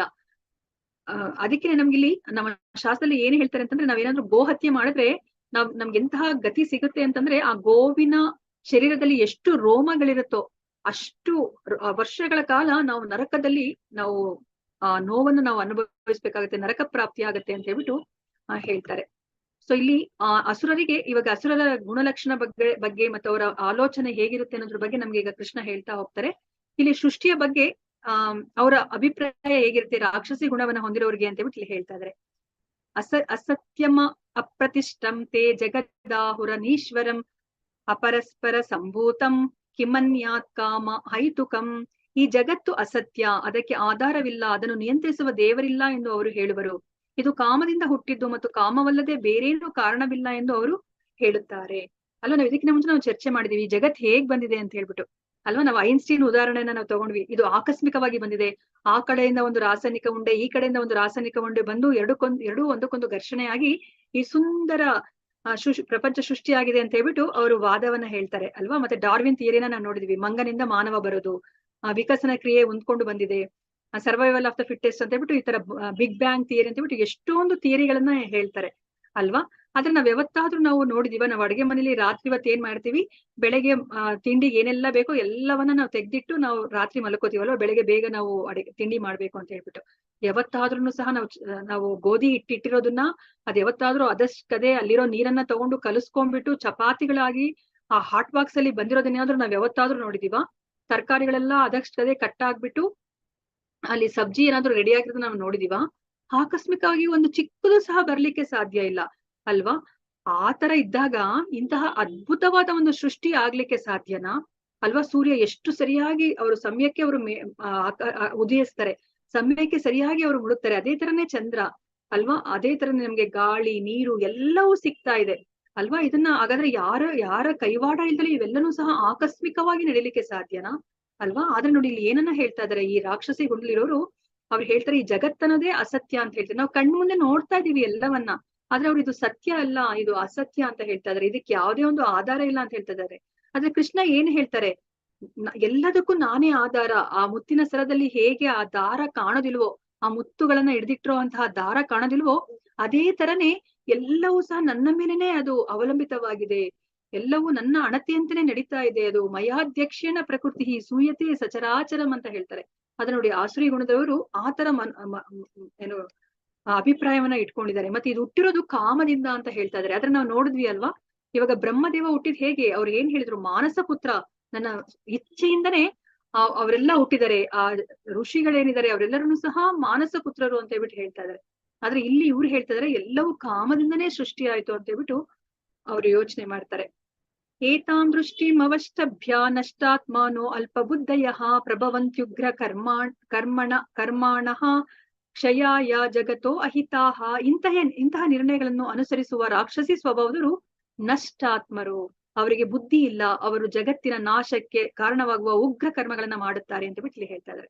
ಅಲ್ಲ ನೋಡಿ, ಇವಾಗ ರಾಕ್ಷಸಿ ಸ್ವಭಾವದವರು ಅವ್ರು ಎಷ್ಟೇ ಬುದ್ಧಿವಂತರಿದ್ರು ಸಹ ಅವರ ಬುದ್ಧಿವಂತಿಕೆಯನ್ನ ಯಾವುದೋ ಒಂದು ಒಳ್ಳೆ ಕಾರ್ಯಕ್ಕೆ, ಮಂಗಳ ಕಾರ್ಯಕ್ಕೆ ಅವ್ರು ಉಪಯೋಗಿಸೋದೇ ಇಲ್ಲ ಅಲ್ವಾ. ಇವಾಗ ನಾವು ಇಲ್ಲಿನೂ ಅಷ್ಟೇ ಸೈಂಟಿಸ್ಟ್ ಅಂತ ನಾವ್ ಏನ್ ನೋಡ್ತಾ ಇದೀವಿ, ನಾವು ತುಂಬಾ ಬುದ್ಧಿ ಅಂತ ಹೇಳ್ಬಿಟ್ಟು ಬುದ್ಧಿಶಾಲಿಗಳು ಅಂತ ಹೇಳ್ತಾರೆ. ಆದ್ರೆ ಅವರು ಏನನ್ನೆಲ್ಲ ತಯಾರು ಮಾಡ್ತಾ ಇದಾರೋ ಅದರಿಂದ ಯಾರಿಗೂ ನಿಜವಾದ ಅರ್ಥದಲ್ಲಿ ಒಳ್ಳೇದಾಗ್ತಾ ಇಲ್ಲ. ನಾವ್ ಇವಾಗ ನೋಡ್ತಾ ಇದೀವಿ, ನ್ಯೂಕ್ಲಿಯರ್ ಬಾಂಬ್ಗಳನ್ನ ತಯಾರು ಮಾಡಿದ್ರು.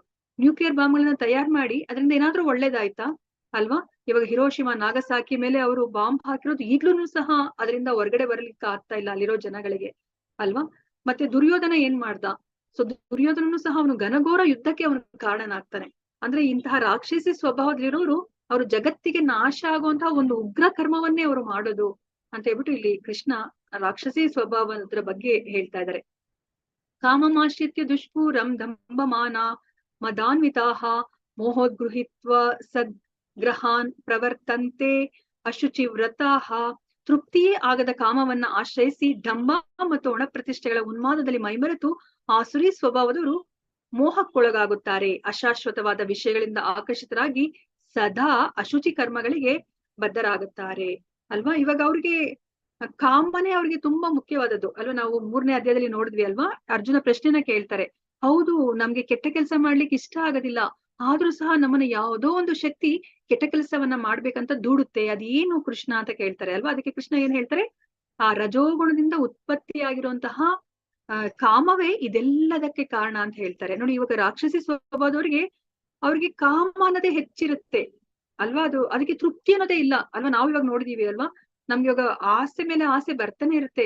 ನಾವು ನ್ಯೂ ಇಯರ್ ಅಲ್ಲಿ ನಾವು ಸಂಕಲ್ಪ ಮಾಡ್ಕೋತೀವಲ್ವಾ, ಇದೊಂದು ಆಸೆ ಲಾಸ್ಟ್, ಇದಾದ್ಮೇಲೆ ನಾನು ಯಾವತ್ತು ನಾನು ಬಟ್ಟೆ ತಗೊಳಲ್ಲ, ನನ್ ಕಬೋರ್ಡ್ ತುಂಬಾ ಬಟ್ಟೆ ಇದೆ, ಅದೇ ಕಬೋರ್ಡ್ ತೆಗೆದ್ರೆ ಎಲ್ಲ ಕೆಳಗಡೆ ಟಪಟಪ ಅಂತ ಬಿದ್ದೋಗುತ್ತೆ ಅಂತ ಅಂದ್ಕೊಂಡ್ರು ಇದೊಂದು ಹೊಸ ಬ್ರ್ಯಾಂಡ್ ಬಂದಿದೆ, ಇದೊಂದು ನನಗೆ ತುಂಬಾ ಇಷ್ಟವಾಗಿರೋ ಕಲರ್ ಸಿಕ್ಕಿದೆ ಅಂತ ಹೇಳ್ಬಿಟ್ಟು ನಾವು ತಗೊಂತಾನೆ ಇರ್ತೀವಿ. ಅದಕ್ಕೆ ತೃಪ್ತಿ ಅನ್ನೋದೇ ನಮ್ಗೆ ಆಗ್ಲಿಕ್ಕೆ ಸಾಧ್ಯ ಇಲ್ಲ, ನಮ್ಮ ಆಸೆಗೆ ಕೊನೆ ಅನ್ನೋದೇ ಇಲ್ಲ. ಅದನ್ನೇ ಇಲ್ಲಿ ಹೇಳ್ತಾ ಇದಾರೆ. ಅದನ್ನ ಅವರು ಆಶ್ರಯಿಸಿರೋದ್ರಿಂದ ಮತ್ತೆ ಎಲ್ಲರಿಂದನೂ ಅವರು ಏನು ತುಂಬಾ ಗೌರವವನ್ನ ಪಡ್ಕೋಬೇಕು, ಒಣ ಪ್ರತಿಷ್ಠೆ ಡಂಬಾಚಾರವನ್ನ ತೋರಿಸ್ಬೇಕು. ಅದಕ್ಕೋಸ್ಕರ ಅವ್ರು ಏನ್ ಮಾಡ್ತಾರೆ, ದೊಡ್ಡ ಮನೆ ಬೇಕು, ಅವ್ರ ಮನೆ ಮುಂದೆ ಅಷ್ಟು ಕಾರುಗಳು ನಿಂತಿರ್ಬೇಕು, ಅಂತಹ ಮನಸ್ಥಿತಿ ಇರ್ತಾರೆ. ಅದಕ್ಕೋಸ್ಕರ ಅವ್ರು ಹೆಚ್ಚು ಹೆಚ್ಚು ದುಡಿಬೇಕಾಗುತ್ತೆ. ನಾವು ನೋಡಿದ್ವಿ ಅವ್ರ ರಜೋಗುಣದಲ್ಲಿರೋರು ಅಲ್ವಾ. ಅದಕ್ಕೋಸ್ಕರ ಅವ್ರು ಏನಾಗುತ್ತೆ, ಯಾವಾಗ ಅವರ ಆಸೆಗಳನ್ನ ಪೂರೈಸ್ಕೋಬೇಕು ಅಂತಂದ್ರೆ ಅವ್ರು ಕೆಟ್ಟ ಕೆಲಸಕ್ಕೂ ಸಹ ತಮ್ಮನ್ನ ತಾವು ತೊಡಗಿಸ್ಕೋಬೇಕಾಗುತ್ತೆ. ಇವಾಗ ಭ್ರಷ್ಟಾಚಾರ, ಲಂಚ ಎಲ್ಲ ತಗೊಳೋದು ಏನಕ್ಕೆ ಕಾರಣ, ಅವರ ಆಸೆಗಳನ್ನ, ಅವರ ಆಸೆ ಮತ್ತೆ ಅವರ ಮನೆಯವರ ಆಸೆಗಳನ್ನ ಪೂರೈಸ್ಲಿಕ್ಕೆ ಅವರಂತಹ ಕೆಟ್ಟ ಕೆಲಸಕ್ಕೆ ತಮ್ಮನ್ನ ತಾವು ತೊಡಗಿಸ್ಕೋಬೇಕಾಗತ್ತೆ. ಅದನ್ನ ಇಲ್ಲಿ ನಮ್ಗೆ ಕೃಷ್ಣ ಹೇಳ್ತಾ ಇದ್ದಾರೆ. ಮತ್ತೆ ಇವಾಗ ನಾವು ನೋಡ್ತೀವಿ, ಇವಾಗ ಅವರು ನಾವು ತುಂಬಾ ಮುಂದುವರೆದಿದೀವಿ ಅಂತ ಅನ್ಕೋತಾ ಇದ್ದಾರೆ. ಆದ್ರೆ ಅವ್ರು ಇವಾಗ ಏನ್ ಮಾಡ್ತಾ ಇದ್ದಾರೆ, ಅವ್ರು ಇವಾಗ ಕೆಟ್ಟ ದಾರಿಯನ್ನ ಹಿಡಿತಾ ಇರೋದ್ರಿಂದ, ತಮ್ಮ ಇಂದ್ರಿಯಗಳನ್ನ ತೃಪ್ತಿ ಪಡಿಸ್ಕೊಳ್ಲಿಕ್ಕೆ ಕೆಟ್ಟ ದಾರಿಯನ್ನ ಅವರು ಹಿಡಿತಾ ಇರೋದ್ರಿಂದ ಅವರು ಇವಾಗ ಪಾಪ ಕೃತ್ಯವನ್ನ ಮಾಡ್ತಾ ಇದಾರೆ ಅಲ್ವಾ. ಸೊ ಪಾಪ ಕೃತ್ಯವನ್ನ ಮಾಡಿರೋರು ನರಕದ ಕಡೆಗೆ ಜಾರ್ತಾ ಇದ್ದಾರೆ.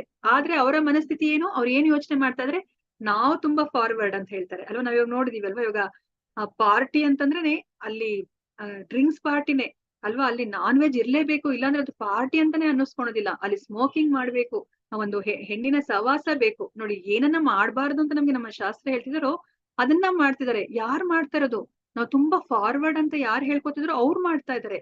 ನೋಡಿ, ಅವ್ರ ಪ್ರಕಾರ ಅವ್ರು ತುಂಬಾ ಮುಂದುವರೆದಿದ್ದಾರೆ, ಅವರ ಜೀವನ ಶೈಲಿ ತುಂಬಾ ಮುಂದುವರೆದಿದೆ ಅಂತ ಹೇಳ್ತಾರೆ. ಆದ್ರೆ ಅವ್ರಿಗೆ ಅರ್ಥ ಮಾಡ್ಕೋತಿಲ್ಲ, ಅವರು ತಮ್ಮನ್ನ ತಾವು ನರಕದ ಕಡೆಗೆ ತಗೊಂಡ್ ಹೋಗ್ತಾ ಇದಾರೆ, ನರಕದ ಕಡೆಗೆ, ಕತ್ತಲಿನ ಲೋಕದ ಕಡೆ ಅವ್ರು ಜಾರ್ತಾ ಇದಾರೆ ಅಂತ ಹೇಳ್ಬಿಟ್ಟು ಅವ್ರು ಅರ್ಥ ಮಾಡ್ಕೋತಾ ಇಲ್ಲ. ಅವ್ರು ತುಂಬಾ ಫಾರ್ವರ್ಡ್ ಅಂತ ಹೇಳ್ಬಿಟ್ಟು ಅವ್ರನ್ನ ಅರ್ಥ ಮಾಡ್ಕೋತಾ ಇದಾರೆ.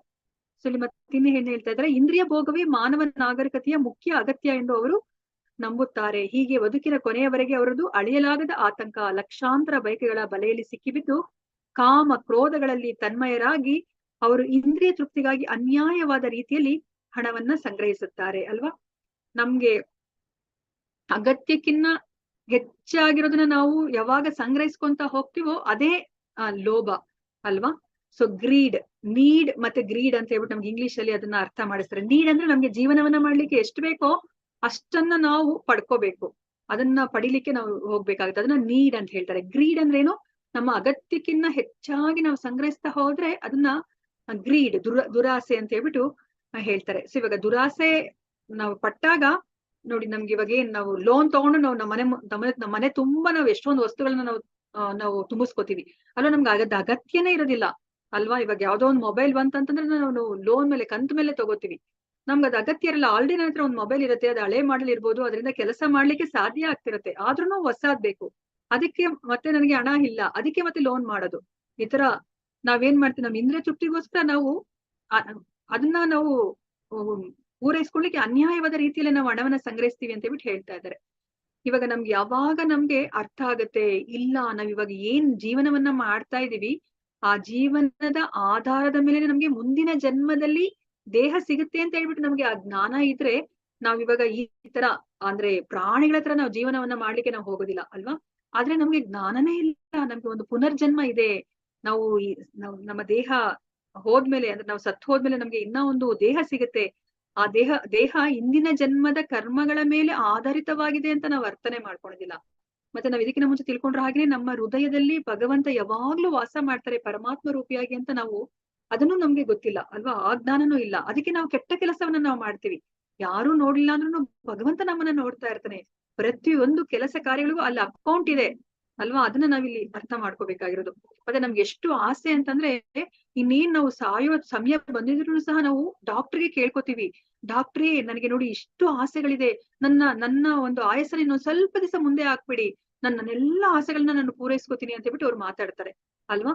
ಆದ್ರೆ ಅವ್ರಿಗೆ ಗೊತ್ತಾಗ್ತಾ ಇಲ್ಲ, ಒಂದು ಕ್ಷಣನೂ ಅವ್ರು ಇಷ್ಟು ದಿವಸದ ತನಕ ಗಳಿಸಿರೋ ಅಂತಹ ಹಣ ಬಲವೇ ಆಗ್ಲಿ ಅಥವಾ ಜನಬಲದಿಂದನೇ ಆಗ್ಲಿ ಅಧಿಕಾರದಿಂದನೇ ಆಗ್ಲಿ ಅವ್ರು ಒಂದು ಕ್ಷಣ ಆಯಸ್ಸನ್ನ ಅವರು ಪಡ್ಕೊಳ್ಲಿಕ್ಕೆ ಸಾಧ್ಯ ಇಲ್ಲ ಅಂತ ಅವ್ರು ಅರ್ಥ ಮಾಡ್ಕೊಳೋದಿಲ್ಲ ಅಲ್ವಾ. ರಾಕೆ ಕೃಷ್ಣ ಮಾರೆ ಕೃಷ್ಣ ರಾಕೆಕಿ, ಕೃಷ್ಣ ಯಾರನ್ನಾದ್ರೂ ಅವ್ರು ಸಾಯಿಸ್ಬೇಕು ಅಂತ ಅವ್ರು ಯೋಜನೆ ಮಾಡಿದ್ರೆ ಯಾರು ಸಹ ಅವ್ರನ್ನ ಉಳಿಸ್ಲಿಕ್ಕೆ ಆಗೋದಿಲ್ಲ. ಕೃಷ್ಣ ಯಾರನ್ನಾದ್ರೂ ಬದುಕಿಸ್ಬೇಕು, ಅವ್ರನ್ನ ಉಳಿಸ್ಬೇಕು ಅಂತ ಅವ್ರು ಯೋಜನೆ ಮಾಡಿದ್ರೆ ಅವ್ರನ್ನ ಯಾರು ಸಾಯಿಸ್ಲಿಕ್ಕೆ ಆಗೋದಿಲ್ಲ ಅಲ್ವಾ. ಅದನ್ನ ಈ ರಾಕ್ಷಸಿ ಗುಂಡದಲ್ಲಿರೋರು ಅರ್ಥ ಮಾಡ್ಕೊಳೋದಿಲ್ಲ. ನಾನು ನನ್ನ ಹಣ ಬಲದಿಂದ, ಜನಬಲದಿಂದ, ಅಧಿಕಾರ ಬಲದಿಂದ ನಾನು ಆಯಸ್ಸನ್ನ ಬೇಕಾದ್ರೆ ಮುಂದುವರಿಸ್ಬೋದು ನಾನು ಅಂತ ಬಿಟ್ಟು ಅವ್ರು ಯೋಚನೆ ಮಾಡ್ತಾರೆ. ಆಸುರಿ ಸ್ವಭಾವದವನು ಹೀಗೆ ಯೋಚಿಸುತ್ತಾನೆ, ನನಗೆ ಇವತ್ತು ಇಷ್ಟು ಸಂಪತ್ತಿದೆ ಮತ್ತು ನನ್ನ ಯೋಜನೆಗಳಿಗೆ ಅನುಗುಣವಾಗಿ ಇನ್ನೂ ಹೆಚ್ಚಾಗಿ ಸಂಪಾದಿಸುತ್ತೇನೆ, ಈಗ ನನ್ನದು ಇಷ್ಟಿದೆ, ಮುಂದೆ ಹೆಚ್ಚು ಹೆಚ್ಚಾಗುತ್ತಾ ಹೋಗುತ್ತದೆ. ಅವನು ನನ್ನ ಶತ್ರು, ಅವನನ್ನು ನಾನು ಕೊಂದಿದ್ದೇನೆ, ನನ್ನ ಇತರ ಶತ್ರುಗಳು ಕೊಲ್ಲಲ್ಪಡುವರು, ನಾನು ಎಲ್ಲದರ ಪ್ರಭು, ಭೋಗ ಪಡುವವನು ನಾನೇ, ನಾನು ಪರಿಪೂರ್ಣ ಬಲಶಾಲಿ ಮತ್ತು ಸುಖಿ, ನಾನೇ ಅತ್ಯಂತ ಶ್ರೀಮಂತ ನೆಂಟರು ನನ್ನ ಸುತ್ತ ಇದ್ದಾರೆ, ನನ್ನಷ್ಟು ಬಲಿಶಾಲಿಯಾದವರು ಸುಖಿಯಾದವರು ಯಾರೂ ಇಲ್ಲ, ನಾನು ಯಾಗ ಮಾಡುವೆನು, ಒಂದಿಷ್ಟು ದಾನ ಕೊಡುವೆನು, ಅನಂತರ ಮೋದ ಪಡುವೆನು. ಹೀಗೆ ಇಂತಹ ಮನುಷ್ಯರು ಅಜ್ಞಾನದಿಂದ ಭ್ರಾಂತರಾಗುತ್ತಾರೆ ಅಂತ ಹೇಳ್ಬಿಟ್ಟು ಇಲ್ಲಿ ಹೇಳ್ತಾ ಇದಾರೆ ಅಲ್ವಾ. ಇವಾಗ ನಾವು ರಾಕ್ಷಸಿ ಸ್ವಭಾವದಲ್ಲಿರೋರ್ನ ನಾವು ನೋಡಿದೀವಿ, ಅವ್ರಿಗೆ ಇನ್ನ ಹೆಚ್ಚು ಹೆಚ್ಚು ಬೇಕಾಗ್ತಾನೆ ಇರ್ತಾರೆ, ಅವ್ರು ಸಂಗ್ರಹ ಮಾಡ್ಕೊಂತಾನೆ ಹೋಗ್ತಾರೆ. ಮತ್ತೆ ಅವ್ರಿಗೆ ಯಾರು ಶತ್ರುಗಳು ಇರಬಾರ್ದು, ಅವ್ರಿಗೇನಾದ್ರೂ ಶತ್ರುಗಳು ಏನಾದ್ರು ಇದಾರೆ ಅಂತ ಗೊತ್ತಾದ್ರೆ ಅವ್ರಿಗಿನ್ನ ಅವರು ಉನ್ನತ ಮಟ್ಟದಲ್ಲಿ ಇದಾರೆ ಅಂತಂದ್ರೆ ಅವ್ರನ್ನ ಸಂಹಾರ ಮಾಡ್ಲಿಕ್ಕೂ ಅವರು ತಯಾರಾಗಿರ್ತಾರೆ ಅಲ್ವಾ. ಅವ್ರಿಗೆ ಯಾರು ಅಡ್ಡಗಾಲಂತೂ ಹಾಕ್ಲೇಬಾರ್ದು. ನೋಡಿ, ನಾವು ಹಿರಣ್ಯಕಶಿಪುನ ನೋಡಿದ್ವಿ. ಸೊ ಹಿರಣ್ಯಕಶಿಪು ಅವ್ರ ಮಗ, ತನ್ನ ಸ್ವಂತ ಮಗನೇ ಅವನಿಗೆ ಶತ್ರು ಅಂತ ಅವನು ಭಾವಿಸಿ ಅವನನ್ನ ಕೊಲ್ಲಲಿಕ್ಕೆ ಹೋಗ್ತಾರೆ ಅಲ್ವಾ. ಅವನು ಏನು ಹರಿನಾಮವನ್ನ ಜಪಿಸ್ತಾ ಇದ್ದಾನೆ ಅಂತ ಹೇಳ್ಬಿಟ್ಟು ಅಲ್ವಾ. ಅಂದ್ರೆ ಸ್ವಂತದವ್ರ ಬಗ್ಗೆನೂ ಅವ್ರು ಯೋಚನೆ ಮಾಡೋದಿಲ್ಲ, ಅವ್ರಿಗೆ ಯಾರು ಶತ್ರುಗಳನ್ನೋದು ಇರ್ಕೂಡ್ದು, ಅವ್ರು ಸಾಯಿಸ್ಲಿಕ್ಕೇನೆ ಅವ್ರು ಹೋಗ್ತಾರೆ. ಮತ್ತೆ ನೋಡಿ, ಅವ್ರು ಎಂತವ್ರ ಜೊತೆ ಇರ್ತಾರೆ ಅಂತಂದ್ರೆ ಶ್ರೀಮಂತ ನೆಂಟರು ಇರ್ತಾರೆ, ಅವ್ರು ಯಾವ್ದೋ ಒಂದು ದೂರದ ನೆಂಟಸ್ತಿಕೆ ಇರ್ಬೋದು, ಆದ್ರೆ ಅವ್ರು ಶ್ರೀಮಂತರಿದ್ರೆ ಅವ್ರ ಜೊತೆ ಅವರು ಏನು ಸಲುಗೆಯಿಂದ ಅವ್ರು ಇರ್ತಾರೆ, ಅಂದ್ರೆ ತುಂಬಾ ಏನೋ ಹತ್ರದಲ್ಲಿ ಸಂಬಂಧನೇನೋ ಅನ್ನೋ ತರ ಅವರು ಇರ್ತಾರೆ. ಅದೇ ಕ್ಷಣದಲ್ಲಿ ಅವ್ರು ಏನಾದ್ರು ತಮ್ಮ ಶ್ರೀಮಂತಿಕೆಯನ್ನು ಕಳ್ಕೊಂಡ್ಬಿಟ್ರೆ ಅವ್ರನ್ನ ದೂರ ಇಟ್ಬಿಡ್ತಾರೆ ಅಲ್ವಾ. ಸ್ವಂತದವ್ರನ್ನು ಸಹ ಅವ್ರು ಬೇಕಾದ್ರೆ ದೂರ ಇಟ್ಬಿಡ್ತಾರೆ. ನಾವ್ ಇವಾಗ ರಾಜಕಾರಣಿಗಳನ್ನ ನೋಡ್ತೀವಿ ಅಲ್ವಾ, ಈ ಕ್ಷಣ ಅವರು ಯಾರ ಜೊತೆನಾದ್ರೂ ಸ್ನೇಹಿತರಾಗಿದ್ರೆ ಮುಂದಿನ ಕ್ಷಣನೇ ಅವರು ಶತ್ರುಗಳಾಗ್ಬಿಡ್ತಾರೆ ಅಲ್ವಾ. ಇವಾಗ ಶತ್ರು ಇರೋರ್ನು ಸಹ ಅವ್ರಿಗೇನಾದ್ರೂ ಸರಿಯಾಗಿ ಅವ್ರಿಗೆ ಹಿತವಾಗಿರೋ ತರ ನಡ್ಕೊಂಡ್ರೆ ಆ ಶತ್ರು ಇದ್ರೂ ಸಹ ಅವ್ರ ಜೊತೆ ಮಿತ್ರರಾಗ್ಬಿಡ್ತಾರೆ ಆತರ ಅವ್ರು ಯಾವುದೇ ಒಂದು ಬದಲಾವಣೆಯನ್ನ ಅವರ ಉದ್ಧಾರಕ್ಕೋಸ್ಕರ ಅವರು ಮಾಡ್ಕೊಳ್ಲಿಕ್ಕೆ ಅವರು ತಯಾರಾಗಿರ್ತಾರೆ. ಮತ್ತೆ ನೋಡಿ ಅವರು ಯಾಗವನ್ನ ಮಾಡ್ತಾರೆ, ದಾನವನ್ನ ಮಾಡ್ತಾರೆ. ಆದ್ರೆ ಅದು ಮಾಡ್ತಾರೋ ಉದ್ದೇಶ ಏನು? ತಮ್ಮ ಇಂದ್ರಿಯ ತೃಪ್ತಿ ಆಗ್ಬೇಕು, ಮತ್ತೆ ಅದರಿಂದ ಅವ್ರು ಎಲ್ಲರೂ ಅವರನ್ನ ಹೊಗಳಿ ಅವರಿಗೆ ಒಂದು ಏನು ಹೆಚ್ಚು ಗೌರವವನ್ನ ಕೊಡ್ಬೇಕು, ಗೌರವವನ್ನ ಸಂಪಾದನೆ ಮಾಡ್ಕೊಳ್ಳಿಕ್ಕೆ ಅವರು ಸಹ ಯಾಗವನ್ನ ಮಾಡ್ತಾರೆ, ಯಜ್ಞವನ್ನ ಮಾಡ್ತಾರೆ. ಅದಕ್ಕೆ ಇಲ್ಲಿ ಕೃಷ್ಣ ಹೇಳ್ತಾ ಇದ್ದಾರೆ ಅವರೆಲ್ಲರನ್ನೂ ಸಹ ಅಜ್ಞಾನದಿಂದ ಭ್ರಾಂತರಾಗಿದ್ದಾರೆ ಅಂತ ಹೇಳ್ಬಿಟ್ಟು ಹೇಳ್ತಾ ಇದ್ದಾರೆ. ಹೀಗೆ ಅವರು ಹಲವಾರು ಆತಂಕಗಳಿಂದ ಭ್ರಾಂತರಾಗಿ ಮಾಯೆಯ ಬಲೆಯಲ್ಲಿ ಬಂಧಿತರಾಗಿ ಇಂದ್ರಿಯ ಭೋಗದಲ್ಲಿ ಅತಿಯಾಗಿ ಆಸಕ್ತರಾಗುತ್ತಾರೆ ಮತ್ತು ನರಕಕ್ಕೆ ಬೀಳುತ್ತಾರೆ ಅಂತ ಹೇಳ್ಬಿಟ್ಟು ಹೇಳ್ತಾ ಇದ್ದಾರೆ. ಸೊ ಇವಾಗ ನಾವು ನೋಡಿದ್ವಿ ಅಲ್ವಾ, ಇವಾಗ ರಾವಣ ಅವನು ಎಷ್ಟು ವಿದ್ಯಾವಂತ ಆದ್ರೂ ಸಹ ಆ ಸೀತಾ ಮಾತೆಯನ್ನ ಅವನು ಅನುಭವಿಸ್ಬೇಕು ಅಂತ ಹೇಳ್ಬಿಟ್ಟು ಅವರನ್ನ ಅಪಹರಿಸ್ಕೊಂಡು ತಗೊಂಡ್ ಬರ್ತಾನೆ. ಪರಸ್ತ್ರೀಯನ್ನ ಅವರು ಅಪಹರಿಸ್ಕೊಂಡು ತಗೊಂಡ್ ಬರ್ತಾರೆ. ಅವ್ರಿಗೆ ಅಷ್ಟು ಆ ಇಂದ್ರಿಯ ಭೋಗದಲ್ಲಿ ಅವರು ಅಷ್ಟು ಆಸಕ್ತರಾಗ್ತಾರೆ. ಕೊನೆಗೆ ಅವ್ರಿಗೆ ಸಿಕ್ಕಿದಾದ್ರೂ ಏನು ಅಲ್ಲ, ಕೊನೆಗೆ ಅವರು ತಮ್ಮ ಜೀವನವನ್ನೇ ಅವರು ಕಳ್ಕೊಳೋ ತರ ಆಗತ್ತೆ. ಮತ್ತೆ ಅವರ ಮನಸ್ಥಿತಿ ಯಾವ ತರ ಇರುತ್ತೆ ಅಂತಂದ್ರೆ ನೋಡಿ, ಇಲ್ಲಿ ಆ ರಾವಣ ಹೇಳ್ತಾನಂತೆ ಆ ಸಮಯದಲ್ಲಿ ಅವನಿರೋ ಸಮಯದಲ್ಲಿ ತ್ರೇತಾಯುಗದಲ್ಲಿ ಈಗ ಬ್ರಾಹ್ಮಣರು ಋಷಿಗಳು ಅವರೆಲ್ಲರೂ ಸಹ ಯಾಗವನ್ನ ಮಾಡ್ತಿದ್ರಲ್ಲ. ನೀವ್ ಯಾಗವನ್ನ ಯಾಕೆ ಮಾಡ್ತೀರಾ? ನಿಮ್ಗೆ ಸ್ವರ್ಗ ಬೇಕು ಅಂತ ತಾನೇ ನೀವು ಯಾಗವನ್ನ ಮಾಡ್ತಾ ಇರೋದು. ನೀವು ಯಾಗವನ್ನೇ ಮಾಡ್ಬೇಡಿ, ನಾನ್ ಬೇಕಾದ್ರೆ ಸ್ವರ್ಗಕ್ಕೆ ನಾನು ಮೆಟ್ಟಿಲನ್ನ ಕಟ್ಟಿಸಿ ಕೊಡ್ತೀನಿ. ನೀವು ಆರಾಮಾಗಿ ನೀವು ಯಾವುದೇ ಒಂದು ಪುಣ್ಯ ನಿಮ್ಮ ಅಕೌಂಟ್ ಅಲ್ಲಿ ಇಲ್ದಲೆ ನೀವು ನೇರವಾಗಿ ನೀವು ಸ್ವರ್ಗಕ್ಕೆ ಹೋಗ್ಬೋದು ಅಂತ ಹೇಳ್ಬಿಟ್ಟು ಅವರು ಹೇಳ್ತಾ ಇದ್ರಂತೆ. ಅಂದ್ರೆ ಇವಾಗ ಭಗವಂತನ ಯೋಜನೆಗಳಿಗೆ ವಿರುದ್ಧವಾಗಿ ನಡ್ಕೋತಾ ಇದ್ರು ಇವರು ರಾಕ್ಷಸರೆಲ್ಲರೂ ಅಂತ ಹೇಳ್ಬಿಟ್ಟು ಹೇಳ್ತಾ ಇದ್ರು. ರಾಕ್ಷಸರೆಲ್ಲ ಅಂತ ಹೇಳ್ಬಿಟ್ಟು ನಮ್ಗೆ ಇಲ್ಲಿ ಹೇಳ್ತಾ ಇದ್ದಾರೆ. ಮತ್ತೆ ಅವರು ಶ್ರೀಮಂತರಾಗಿದ್ರೆ ಅವರ ಮನಸ್ಥಿತಿ ಯಾವ ತರ ಇರುತ್ತೆ ಅಂತಂದ್ರೆ ಈ ಶ್ರೀಮಂತಿಕೆಗೆ ನಾನೇ ಕಾರಣ, ನಾನು ತುಂಬಾ ಪಟ್ಟು ಸಂಪಾದನೆ ಮಾಡಿದೀನಿ, ನಾನು ತುಂಬಾ ಬುದ್ಧಿಶಾಲಿ, ಅದಕ್ಕೆ ನಾನು ಇಷ್ಟೊಂದು ಹಣವನ್ನ ನಾನು ಸಂಪಾದನೆ ಮಾಡಿದೀನಿ, ಈ ಹಣಕ್ಕೆ ಇಷ್ಟೊಂದು ಹಣದ ಗಳಿಕೆಗೆ ನನ್ನ ಬುದ್ಧಿಯೇ ಕಾರಣ ಅಂತ ಹೇಳ್ಬಿಟ್ಟು ಅವರು ತಮ್ಮನ್ನ ತಾವೇ ಶ್ಲಾಘಿಸ್ಕೊಳ್ತಾರೆ. ಆದ್ರೆ ನಮ್ಗೆ ಕೃಷ್ಣ 18ನೇ ಅಧ್ಯಾಯದಲ್ಲಿ ಹೇಳ್ತಾರೆ, ಯಾವುದೇ ಒಂದು ಯಶಸ್ಸು ದೊರಿಬೇಕು ಅಂತಂದ್ರೆ 5 ವಿಷಯಗಳು ಅಲ್ಲಿ ಇರ್ಬೇಕು. ಅಲ್ಲಿ ಕ್ಷೇತ್ರ ಅಂದ್ರೆ ಒಂದು ಜಾಗ ಅಂತ ಇರ್ಬೇಕು, ಮತ್ತೆ ಕರ್ತೃ ಆ ಕೆಲಸವನ್ನ ಮಾಡೋನ್ ಇರ್ಬೇಕು, ಮತ್ತೆ ಅವನ ಇಂದ್ರಿಯಗಳಿರ್ಬೇಕು, ಮತ್ತೆ ವಿವಿಧ ಪ್ರಯತ್ನಗಳನ್ನ ಹಾಕ್ಬೇಕು, ಎಲ್ಲದಕ್ಕಿಂತ ಮುಖ್ಯವಾಗಿ ಭಗವಂತನ ಅನುಗ್ರಹ ಇರ್ಬೇಕು ಅಂತ ಹೇಳ್ಬಿಟ್ಟು ಹೇಳ್ತಾರೆ. ಆದ್ರೆ ಇವರು ಅವ್ರಿಗೆ ಸಿಕ್ಕಿರೋ ಯಶಸ್ಸೆಲ್ಲೂ ಸಹ ಅವರಿಂದನೇ ಬಂದಿರೋದು ಅಂತ ಹೇಳ್ಬಿಟ್ಟು ಅವ್ರೇನೆ ಅವರು ಶಬಾಸ್ಗಿರಿಯನ್ನ ಅವ್ರು ಕೊಟ್ಕೋತಾರೆ. ಅಹಂಕಾರ, ಬಲ, ದರ್ಪ, ಕಾಮ ಮತ್ತು ಕ್ರೋಧಗಳಿಂದ ಅಸುರರು ದಿಗ್ಭ್ರಾಂತರಾಗುತ್ತಾರೆ. ಅವರ ದೇಹಗಳಲ್ಲಿ ಮತ್ತು ಇತರರ ದೇಹಗಳಲ್ಲಿ ಇರುವ ದೇವೋತ್ತಮ ಪರಮ ಪುರುಷನನ್ನ ದ್ವೇಷಿಸಿ ನಿಜವಾದ ಧರ್ಮವನ್ನ ಅಳಿದು ಮಾತನಾಡುತ್ತಾರೆ ಅಂತ ಹೇಳ್ಬಿಟ್ಟು ಹೇಳ್ತಾ ಇದಾರೆ. ನೋಡಿ, ಇವಾಗ ನಮ್ಗಿವಾಗ ಈ ಅನರ್ಥಗಳೆಲ್ಲ ಇದ್ರೆ ಏನಾಗತ್ತೆ? ಸೊ ನಮ್ಗಿವಾಗ ನಾವು ದೇಹ ಅಂತಾನೆ ನಮ್ಮನ್ನ ಅನ್ಕೋತೀವಿ ಅಲ್ವಾ? ನಮ್ಗಿವಾಗ ಯಾರಾದ್ರೂ ಒಂದು ಮಾತು ಹೇಳಿದ್ರೇನೆ ಸಾಕು, ನೋಡಿ ನಮ್ಗೆ ತಡ್ಕೊಳ್ಲಿಕ್ಕೆ ಆಗೋದಿಲ್ಲ. ಯಾಕಂದ್ರೆ ನಾವು ಇವಾಗ ನಾವು ಈ ದೇಹದಿಂದ ನಾವು ಗುರುತಿಸ್ಕೋತೀವಿ. ಅದಕ್ಕೆ ನೋಡಿ ಅವ್ರು ಎಷ್ಟು ದಿಗ್ಭ್ರಾಂತರಾಗಿರ್ತಾರೆ ಅಂತಂದ್ರೆ ಅವರ ದೇಹದಲ್ಲಿ ಭಗವಂತ ಇದ್ದಾನೆ ಅಂತಾನು ಅವ್ರು ಅರ್ಥ ಮಾಡ್ಕೊಳೋದಿಲ್ಲ ಅಲ್ವಾ? ಅವ್ರಿಗೂ ಸಹ ತೊಂದರೆಯನ್ನ ಕೊಡ್ಕೋತಾರೆ, ಮತ್ತೆ ಬೇರೆಯವ್ರಿಗೂ ಸಹ ತೊಂದರೆ ಕೊಡ್ತಾರೆ. ಮತ್ತೆ ಬೇರೆಯವ್ರನ್ನ ಹಳೆದು ಮಾತನಾಡಿದಾಗ ಅವ್ರು ಯೋಚನೆ ಮಾಡೋದಿಲ್ಲ, ಅವರ ದೇಹದಲ್ಲಿ ವಾಸ ಮಾಡ್ತಾ ಇರುವ ಪರಮಾತ್ಮನನ್ನೇ ಹಳಿದು ಮಾತನಾಡ್ತಿದ್ದಾರೆ ಅಂತ ಹೇಳ್ಬಿಟ್ಟು ಅವ್ರು ಯೋಚನೆ ಮಾಡೋದಿಲ್ಲ. ನಮ್ಗೆ ಇಲ್ಲಿ ಯಾರನ್ನ ನೋಡ್ತಾ ಇದೀವಿ ಅಂತಂದ್ರೆ ಶಿಶುಪಾಲ ಅಲ್ವಾ? ಅವನು ಸ್ವತಃ ಕೃಷ್ಣನನ್ನೇ ಅವರು ಹಳಿದು ಮಾತನಾಡ್ತಾರೆ. ನಮ್ಗೆ ಗೊತ್ತಿರಾಗನೆ ಶಿಶುಪಾಲನಿಗೆ ಅವ್ರಿಗೆ ಏನು ಅವರು 4 ಕೈಗಳಿಂದ ಹುಟ್ಟಿರ್ತಾರೆ. ಅವಾಗ ಅವ್ರ ತಾಯಿ ಏನ್ ಮಾಡ್ತಾರೆ ಅಂದ್ರೆ ಅವ್ರಿಗೆ ಅಶರೀರವಾಣಿ ನುಡಿಯುತ್ತೆ. ಯಾರಿಂದ ಈ ಮಗು ಕೊಲ್ಲಲ್ಪಡುತ್ತೋ ಅವರ ದರ್ಶನ ಆದಾಗ ಆ ಮಗುವಿನ 2 ಕೈಗಳು ಉದುರೋಗುತ್ತೆ ಅಂತ ಹೇಳ್ಬಿಟ್ಟು ಹೇಳ್ತಾರೆ. ಸೊ ಅದೇ ತರ ಏನಾಗುತ್ತೆ, ಯಾರ ದರ್ಶನ ಯಾರು ಈ ಮಗುವನ್ನ ನೋಡಕ್ ಬಂದ್ರು ಸಹ ಏನು ವ್ಯತ್ಯಾಸ ಅಂದ್ರೆ ಏನೂ ಒಂದು ಬದಲಾವಣೆ ಆಗ್ತಿರೋದಿಲ್ಲ. ಯಾವಾಗ ಕೃಷ್ಣ ಆ ಶಿಶುಪಾಲನನ್ನ ನೋಡ್ಲಿಕ್ಕೆ ಬರ್ತಾರೋ ಆಗ ಅವನ 2 ಕೈಗಳು ಉದುರೋಗುತ್ತೆ. ಆಗ ಅವರ ತಾಯಿ ಕೃಷ್ಣನನ್ನ ಕೇಳ್ಕೊತಾರೆ, ಅಯ್ಯೋ ನೀನು ನನ್ನ ಮಗುವನ್ನ ಕಾಪಾಡು, ಅವನ್ನ ನೀನು ಏನು ಮಾಡ್ಬೇಡ, ಕೊಲ್ಬೇಡ ಅಂತ ಹೇಳಿದಾಗ ಅವಾಗ ಕೃಷ್ಣ ಹೇಳ್ತಾರೆ, ನಾನು ಅವನ 101 ತಪ್ಪನ್ನ ನಾನು ಮನ್ನಿಸ್ತೀನಿ, ಅದಾದ್ಮೇಲೆ ಅವನೇನಾದ್ರೂ ತಪ್ಪು ಮಾಡಿದ್ರೆ ನಾನು ಅವನ್ನ ಸಾಯಿಸ್ಲೇಬೇಕಾಗತ್ತೆ ಅಂತ ಹೇಳ್ತಾರೆ. ಸೊ ಅದೇ ತರ ಕೃಷ್ಣ ಶಿಶುಪಾಲ ಎಷ್ಟೇ ಕೃಷ್ಣನನ್ನ ಅಳಿತಾ ಇದ್ರು ಶಿಶುಪಾಲನನ್ನ ಕೊಲ್ಲೋದಿಲ್ಲ ಕೃಷ್ಣ. ಆದ್ರೆ ರಾಜಸೂಯ ಯಜ್ಞದಲ್ಲಿ ಏನಾಗುತ್ತೆ, ಶಿಶುಪಾಲ ಕೃಷ್ಣನನ್ನ ಅವರು ತುಂಬಾ ಹಳಿದು ಮಾತನಾಡ್ತಾರೆ. ಆ 101 ಏನು ಅವರು ಅವಕಾಶವನ್ನ ಕೊಟ್ಟಿರ್ತಾರೋ ಅದನ್ನ ಮೀರ್ತಾರೆ ಶಿಶುಪಾಲ. ಅದಕ್ಕೆ ಕೃಷ್ಣ ಏನ್ ಮಾಡ್ತಾರೆ, ಅವರ ಸುದರ್ಶನ ಚಕ್ರದಿಂದ ಆ ಶಿಶುಪಾಲನನ್ನ ಸಂಹಾರ ಮಾಡ್ತಾರೆ. ಸೊ ಇವಾಗ ಶಿಶುಪಾಲನಿಗೆ ಅವನು ನೇರವಾಗಿ ಅವನು ಕೃಷ್ಣನನ್ನ ಅಳಿದು ಮಾತಾಡ್ತಾ ಇದ್ದಾನೆ ಅಲ್ವಾ? ಆದ್ರೆ ಇವಾಗ ನಾವೆಲ್ಲ ಏನ್ ಮಾಡ್ತಾ ಇದೀವಿ, ನಾವು ಹಳೆದು ಮಾತನಾಡ್ಕೋತೀವಿ, ಮತ್ತೆ ಬೇರೆಯವ್ರನ್ನೂ ಸಹ ನಾವು ಹಳೆದು ಮಾತನಾಡ್ತೀವಿ. ಅದನ್ನ ನಾವು ಅರ್ಥ ಮಾಡ್ಕೋತಾ ಇಲ್ಲ.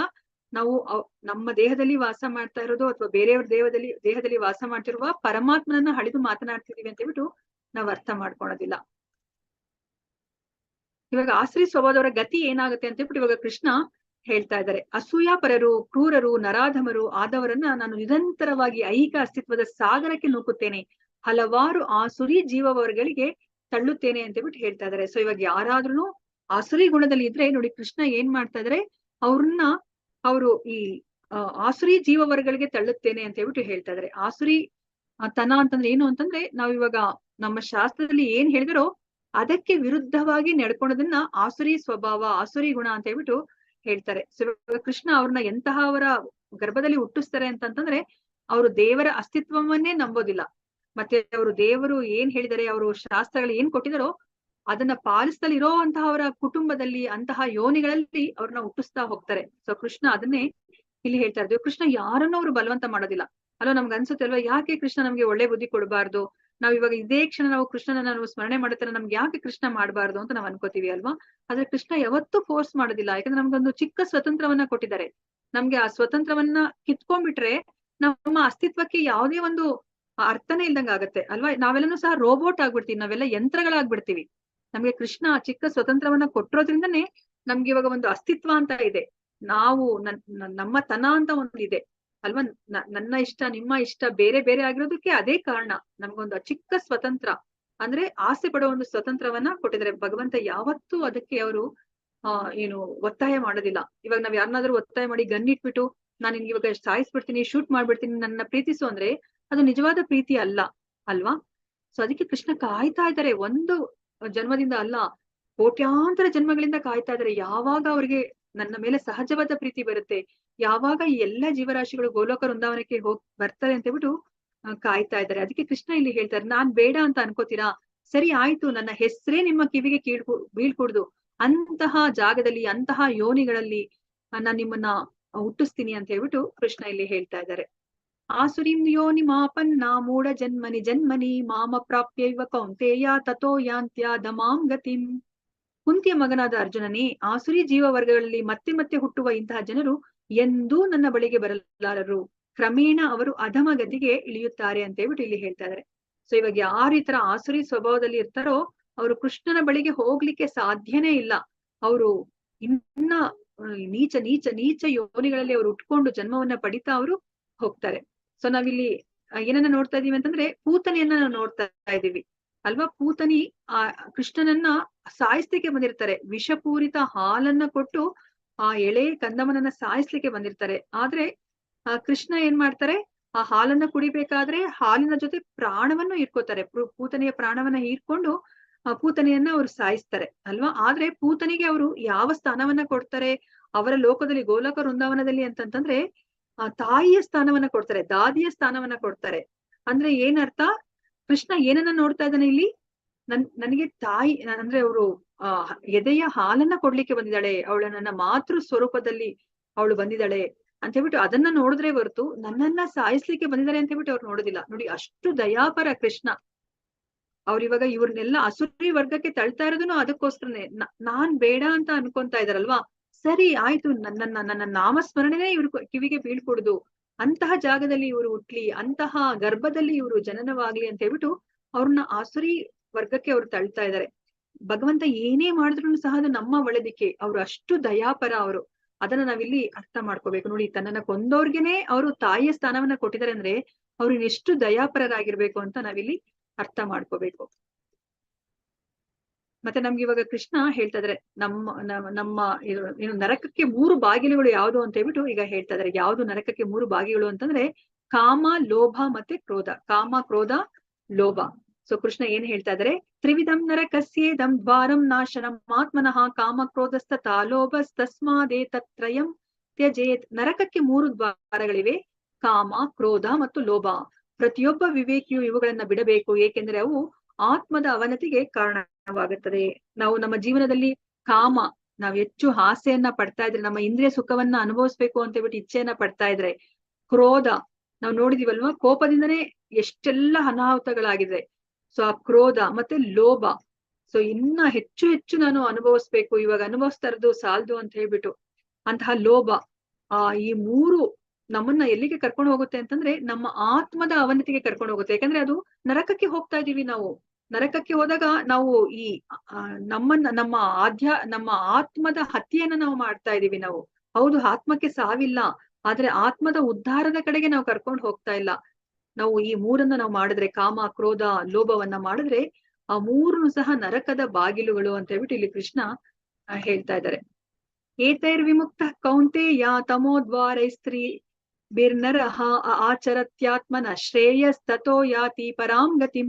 ಕುಂತಿಯ ಮಗನಾದ ಅರ್ಜುನನೇ, ನರಕದ ಈ ದ್ವಾರಗಳಿಂದ ತಪ್ಪಿಸಿಕೊಂಡವನು ಆತ್ಮ ಸಾಕ್ಷಾತ್ಕಾರಕ್ಕೆ ನೆರವಾಗುವ ಕರ್ಮಗಳನ್ನ ಮಾಡುತ್ತಾನೆ, ಹೀಗೆ ಕ್ರಮೇಣ ಪರಮಗತಿಯನ್ನ ಹೊಂದುತ್ತಾನೆ ಅಂತ ಹೇಳ್ಬಿಟ್ಟು ಇಲ್ಲಿ ಹೇಳ್ತಾ ಇದ್ದಾರೆ. ಸೊ ಇವಾಗ ನಾವು ಇಲ್ಲಿ ಭಕ್ತಿ ಮಾರ್ಗಕ್ಕೆ ಬಂದಾಗ್ಲೂ ಅಷ್ಟೇನೆ, ಇವಾಗ ನಾವು ಅದನ್ನ ಭಕ್ತಿ ಲತಾ ಬೀಜ ಅಂತ ಹೇಳ್ಬಿಟ್ಟು ಹೇಳ್ತಾರೆ. ಇವಾಗ ನಮಗ್ ಗೊತ್ತಿಲ್ಲ, ನಮ್ಗೆ ಯಾವ ಜನ್ಮದ ಅದೃಷ್ಟನೂ ಗೊತ್ತಿಲ್ಲ ನೋಡಿ, ನಮ್ಗೆ ಇಂತಹ ಉತ್ತಮೋತ್ತಮವಾದ ಜ್ಞಾನವನ್ನ ಪಡ್ಕೊಳ್ಳೋ ಒಂದು ಅವಕಾಶ ಸಿಕ್ಕಿದೆ. ಈಗ ನಮ್ಗೆ ನಮ್ಮ ಭಕ್ತಿಯ ಬೀಜ ನಮ್ಮ ಹೃದಯದಲ್ಲಿ ಮೊಳಕೆ ಹೊಡೆದಿದೆ. ಅದನ್ನ ಸಂರಕ್ಷಿಸಬೇಕಾಗಿರೋದು ನಮ್ಮೆಲ್ಲರ ಕರ್ತವ್ಯ. ಅದನ್ನ ಹೇಗೆ ಸಂರಕ್ಷಿಸೋದು? ನಾವ್ ಅದಕ್ಕೆ ನೀರನ್ನ ಎರಿಬೇಕು. ನೀರ್ ಯಾವುದು?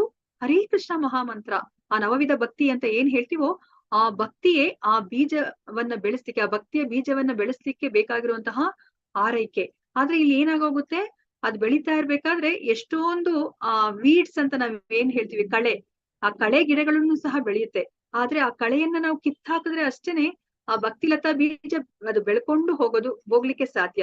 ಆದ್ರೆ ಆ ಕಳೆಗಳನ್ನೆಲ್ಲ ಕೀಳ್ಬೇಕು, ಅದನ್ನ ಅರ್ಥ ಮಾಡ್ಕೋಬೇಕು. ಯಾವ್ದು ಕಳೆ ಅಂತ ಅರ್ಥ ಮಾಡ್ಕೊಂಡು ಕೀಳ್ಬೇಕು ಅಂತಂದ್ರೆ, ನಮ್ಗೆ ಗುರು ಪರಂಪರೆಯಲ್ಲಿ ಗುರು ಪರಂಪರೆಯಲ್ಲಿ ಬಂದಿರುವಂತಹ ಗುರುವಿನ ಅಗತ್ಯ ತುಂಬಾ ಮುಖ್ಯ. ಸೊ ಅದಕ್ಕೆ ನಾವು ಗುರುವಿನ ಆಶ್ರಯ ಪಡೆದ್ರೆ ಅಷ್ಟೇನೆ ನಾವು ಈ ಭಕ್ತಿ ಮಾರ್ಗದಲ್ಲಿ ಮುನ್ನಡೆಯಲಿಕ್ಕೆ ಸಾಧ್ಯ ಅಂತ ಹೇಳ್ಬಿಟ್ಟು ಹೇಳೋದು.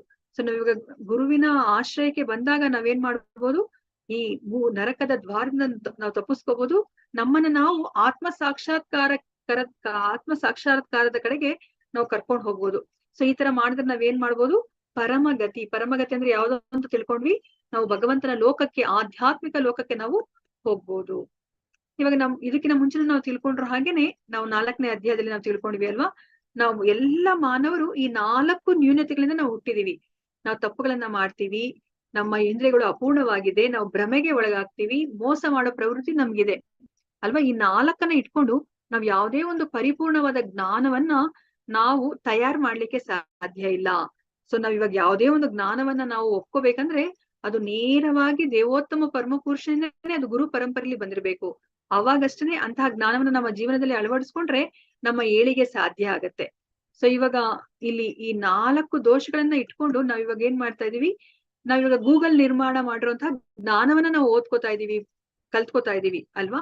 ಅದನ್ನೇ ಇಲ್ಲಿ ಹೇಳ್ತಾ ಇದ್ರು. ರಾಕ್ಷಸಿ ಸ್ವಭಾವ ಅಂತಂದ್ರೆ ಏನು ಅಂತಂದ್ರೆ, ಅವರು ದೇವ್ರು ಮತ್ತೆ ದೇವರಿಂದ ನೇರವಾಗಿ ಬಂದಿರುವಂತಹ ಶಾಸ್ತ್ರಗಳನ್ನ ಅವರು ನಂಬೋದಿಲ್ಲ. ಇವಾಗ ನಾವೆಲ್ಲರೂ ಯಾರಿಗೆ ಶರಣಾಗಿದ್ದೀವಿ, ಗೂಗಲ್ ದೇವ್ರು ಅಲ್ವಾ. ನಮ್ಗೆ ಇವಾಗ ಗೂಗಲ್ಲೇ ದೇವ್ರು.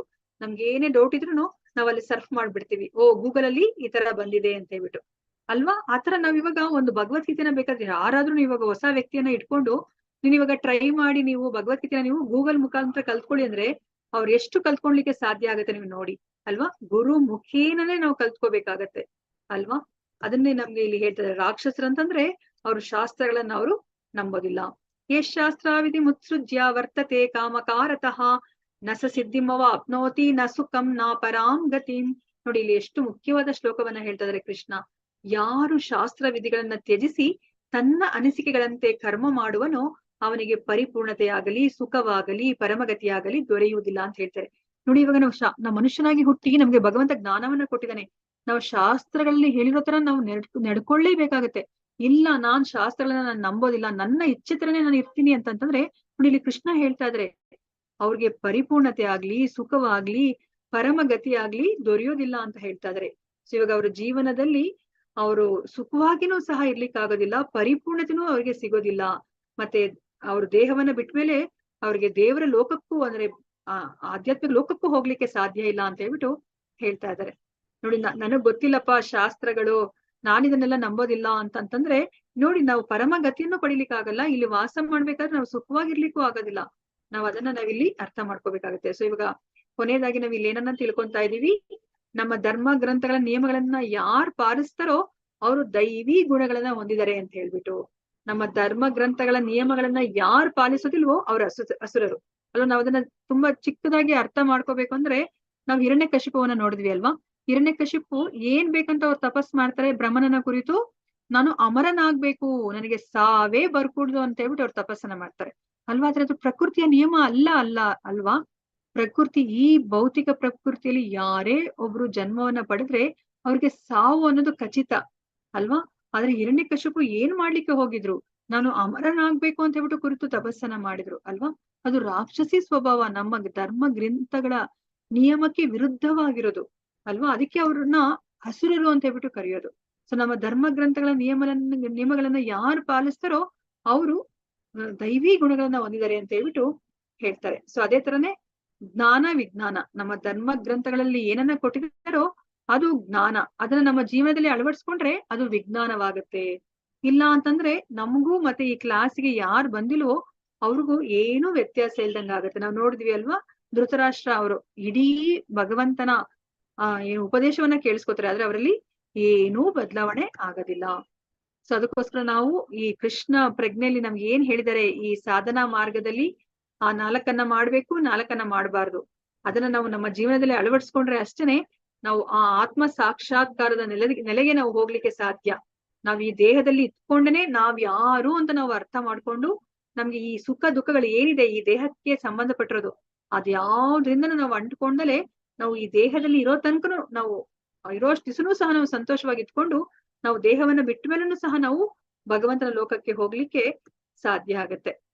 ತಸ್ಮಾತ್ ಶಾಸ್ತ್ರಂ ಪ್ರಮಾಣಂ ತೇ ಕಾರ್ಯ ವ್ಯವಸ್ಥಿತೋ ಜ್ಞಾತ್ವಾ ಶಾಸ್ತ್ರ ವಿಧಾನೋಕ್ತಂ ಕರ್ಮ ಕರ್ತುಮಿಹಾರ್ಹಸಿ. ಆದುದರಿಂದ ಮನುಷ್ಯನು ಶಾಸ್ತ್ರಕ್ಕೆ ಅನುಗುಣವಾಗಿ ಯಾವುದು ಕರ್ತವ್ಯ ಯಾವುದು ಕರ್ತವ್ಯವೆಲ್ಲ ಎಂಬುದನ್ನ ಅರ್ಥ ಮಾಡಿಕೊಳ್ಳಬೇಕು. ಇಂತಹ ನಿಬಂಧನೆಗಳನ್ನ ತಿಳಿದುಕೊಂಡು ಮನುಷ್ಯನು ತಾನು ಕ್ರಮೇಣ ಮೇಲಕ್ಕೇರುವುದು ಸಾಧ್ಯವಾಗುವಂತೆ ಕರ್ಮ ಮಾಡಬೇಕು ಅಂತ ಹೇಳ್ಬಿಟ್ಟು ಹೇಳ್ತಾರೆ. ಅದಕ್ಕೋಸ್ಕರ ನಾವು ಶಾಸ್ತ್ರವನ್ನ ನಾವು ತಿಳ್ಕೊಳ್ಳೇಬೇಕು, ಶಾಸ್ತ್ರಕ್ಕೆ ಅನುಗುಣವಾಗಿ ನಡ್ಕೊಳ್ಳೇಬೇಕಾಗತ್ತೆ. ಇವಾಗ ನಾವು ಇವಾಗ ಅಕಸ್ಮಾತ್ ಫಾರಿನ್ ಹೋಗ್ಬಿಟ್ಟು ನಾವು ವೆಹಿಕಲ್ ನಮ್ ಕಾರನ್ನ ರೈಡ್ ಮಾಡಿದ್ರೆ, ಸೊ ಇವಾಗ ನನಗೆ ಗೊತ್ತಿರ್ಲಿಲ್ಲಪ್ಪ, ನಾನು ಹಿಂಗೆ ರೈಟ್ ಸೈಡ್ ಅಲ್ಲೇ ನಾನು ಮಾಡ್ಬೇಕು, ನಾವು ಅಂದ್ರೆ ಇಂಡಿಯಾದಲ್ಲಿ ನಾವು ಲೆಫ್ಟ್ ಮಾಡ್ತಾ ಇದ್ವಿ, ನಮ್ಗೆ ಅದೇ ಗೊತ್ತಿರೋದು ಅಂತಂತಂದ್ರೆ ನೀನು ಅದನ್ನ ತಿಳ್ಕೊಂಡೇ ಮಾಡ್ಬೇಕು. ನೀನ್ ಇವಾಗ ತಿಳ್ಕೊಂಡಲೇ ಮಾಡೋ ಹಾಗೆ ಇಲ್ಲ, ನೀನ್ ಇವಾಗ ತಿಳ್ಕೊಂಡಲೇ ಮಾಡಿರೋದ್ರಿಂದ ನೀನ್ ಇವಾಗ ಜೈಲ್ ಅನುಭವಿಸ್ಬೇಕು, ಇಲ್ಲಾಂದ್ರೆ ನೀನು ದಂಡ ಕಟ್ಬೇಕು ಅಂತಾನೆ ಹೇಳುದು ಅಲ್ವಾ. ಇವಾಗ ಬೆಂಕಿಯನ್ನ ನಾವು ಮುಟ್ಟಿದ್ರೆ ನಾನ್ ಮುಟ್ಟಿದ್ರು ಸುಡುತ್ತೆ, ಒಂದು ಚಿಕ್ಕ ಎಳೆ ಮಗು ಮುಟ್ಟಿದ್ರು ಸುಡುತ್ತೆ ಅಲ್ವಾ. ಬೆಂಕಿ ಏನು ಅಯ್ಯೋ ಇದು ಚಿಕ್ಕ ಪಾಪು ಅಲ್ವಾ, ಇದಕ್ಕೆ ಏನು ಗೊತ್ತಿಲ್ವಲ್ಲ, ಇದಕ್ಕೆ ನಾನು ಸುಡ್ಕೂಡ್ದು ಅಂತ ಹೇಳ್ಬಿಟ್ಟು ಅದು ಸುಡ್ದಲೇ ಇರೋದಿಲ್ಲ. ಅದೇ ತರನೇ ಪ್ರಕೃತಿಯ ನಿಯಮಗಳು, ನಾನು ತಿಳಿದಲೇ ಮಾಡಿದನೋ ಅದರ ಪರಿಣಾಮನ ನಾನು ಅನುಭವಿಸ್ಲೇಬೇಕಾಗತ್ತೆ. ನಾನು ಇವಾಗ 4ನೇ ಫ್ಲೋರ್ಗೆ ಹೋಗ್ಬಿಟ್ಟು ಕೆಳಗಡೆ ಬಿದ್ರೆ ನನಗೆ ಏನಾಗತ್ತೆ ಅದನ್ನ ನನ್ಗೆ ಗೊತ್ತಿಲ್ಲ, ನಾನು ನಂಬೋದಿಲ್ಲ ಅಂತಂದ್ರೆ ನನ್ ಆ 4ನೇ ಫ್ಲೋರಿಂದ ಕೆಳಗಡೆ ಬಿದ್ರೆ ಅದ್ ಏನಾಗ್ಬೇಕೋ ಅದೇ ಆಗತ್ತೆ ಅಲ್ವಾ. ಕೈಕಾಲ್ ಮುರ್ಕೋತೀನಿ, ಇಲ್ಲಾಂದ್ರೆ ನಾನು ತಲೆಗೆ ಏಟಾಗತ್ತೋ ಇಲ್ಲ ನಾನು ಸಾವನ್ನ ಅಪ್ಬೇಕಾಗತ್ತೆ ಅಲ್ವಾ. ಅದ್ ಹಾಗೆ ಆಗತ್ತೆ, ಅದು ಪ್ರಕೃತಿಯ ನಿಯಮ. ಅದನ್ನೇ ಇಲ್ಲಿ ನಮ್ಗೆ ಕೃಷ್ಣ ಹೇಳ್ತಾ ಇದ್ರೆ, ನೀವು ಅರ್ಥ ಮಾಡ್ಕೋಬೇಕು ಯಾವ್ದ್ ಕರ್ತವ್ಯವೆಲ್ಲ ಅಂತ ಅರ್ಥ ಮಾಡ್ಕೊಂಡು ನೀವ್ ಅದನ್ನ ನಿಮ್ಮ ಜೀವನದಲ್ಲಿ ಅಳವಡಿಸ್ಕೊಂಡು ಕ್ರಮೇಣ ನೀವು ಮೇಲಕ್ಕೆ ಹೋಗ್ಬೇಕು. ನೀವು ಮೇಲಕ್ಕೆ ಏರ್ಕೊಂಡು ನೀವು ಈ ಆಧ್ಯಾತ್ಮಿಕ ಲೋಕಕ್ಕೆ ನೀವು ಹೋಗೋಕೆ ನೀವು ಪ್ರಯತ್ನವನ್ನ ಪಡ್ಬೇಕು ಅಂತ ಹೇಳ್ಬಿಟ್ಟು ಅಂತಹ ಕರ್ಮವನ್ನ ಮಾಡ್ಬೇಕಂತ ಹೇಳ್ಬಿಟ್ಟು ಕೃಷ್ಣ ಹೇಳ್ತಾ ಇದ್ದಾರೆ. ಸೊ ಇವತ್ತಿನ ಅಧ್ಯಾಯದಲ್ಲಿ 24 ಶ್ಲೋಕಗಳಿತ್ತು. ನಾವು ದೈವಿ ಗುಣಗಳು 26 ದೈವಿ ಗುಣಗಳನ್ನ 6 ರಾಕ್ಷಸಿ ಗುಣಗಳನ್ನ ನಾವು ತಿಳ್ಕೊಂಡ್ವಿ. ಅದಾದ್ಮೇಲೆ ರಾಕ್ಷಸ ಸ್ವಭಾವದ ಲಕ್ಷಣಗಳನ್ನೇ ಕೃಷ್ಣ ಹೆಚ್ಚಾಗಿ ನಮಗೆ ತಿಳಿಸಿಕೊಟ್ರು. ಸೊ ರಾಕ್ಷಸ ಚಟುವಟಿಕೆಗಳಲ್ಲಿ ನಾವು ಜೀವನವನ್ನ ಮಾಡಿದ್ರೆ ಅದರ ಫಲಿತಾಂಶ ಏನು ಅಂತ ನಾವು ತಿಳ್ಕೊಂಡ್ವಿ. ನಮ್ಮನ್ನ ಭಗವಂತ ಇನ್ನ ನರಕ ಲೋಕಕ್ಕೆ ಅವ್ರು ನಮ್ಮನ್ನ ತಳ್ಳಲ್ಪಡ್ತಾರೆ, ಇನ್ನ ನೀಚ ವರ್ಗದಲ್ಲಿ ನಮ್ಮನ್ನ ಅವರು ಹುಟ್ಟಿಸ್ತಾರೆ.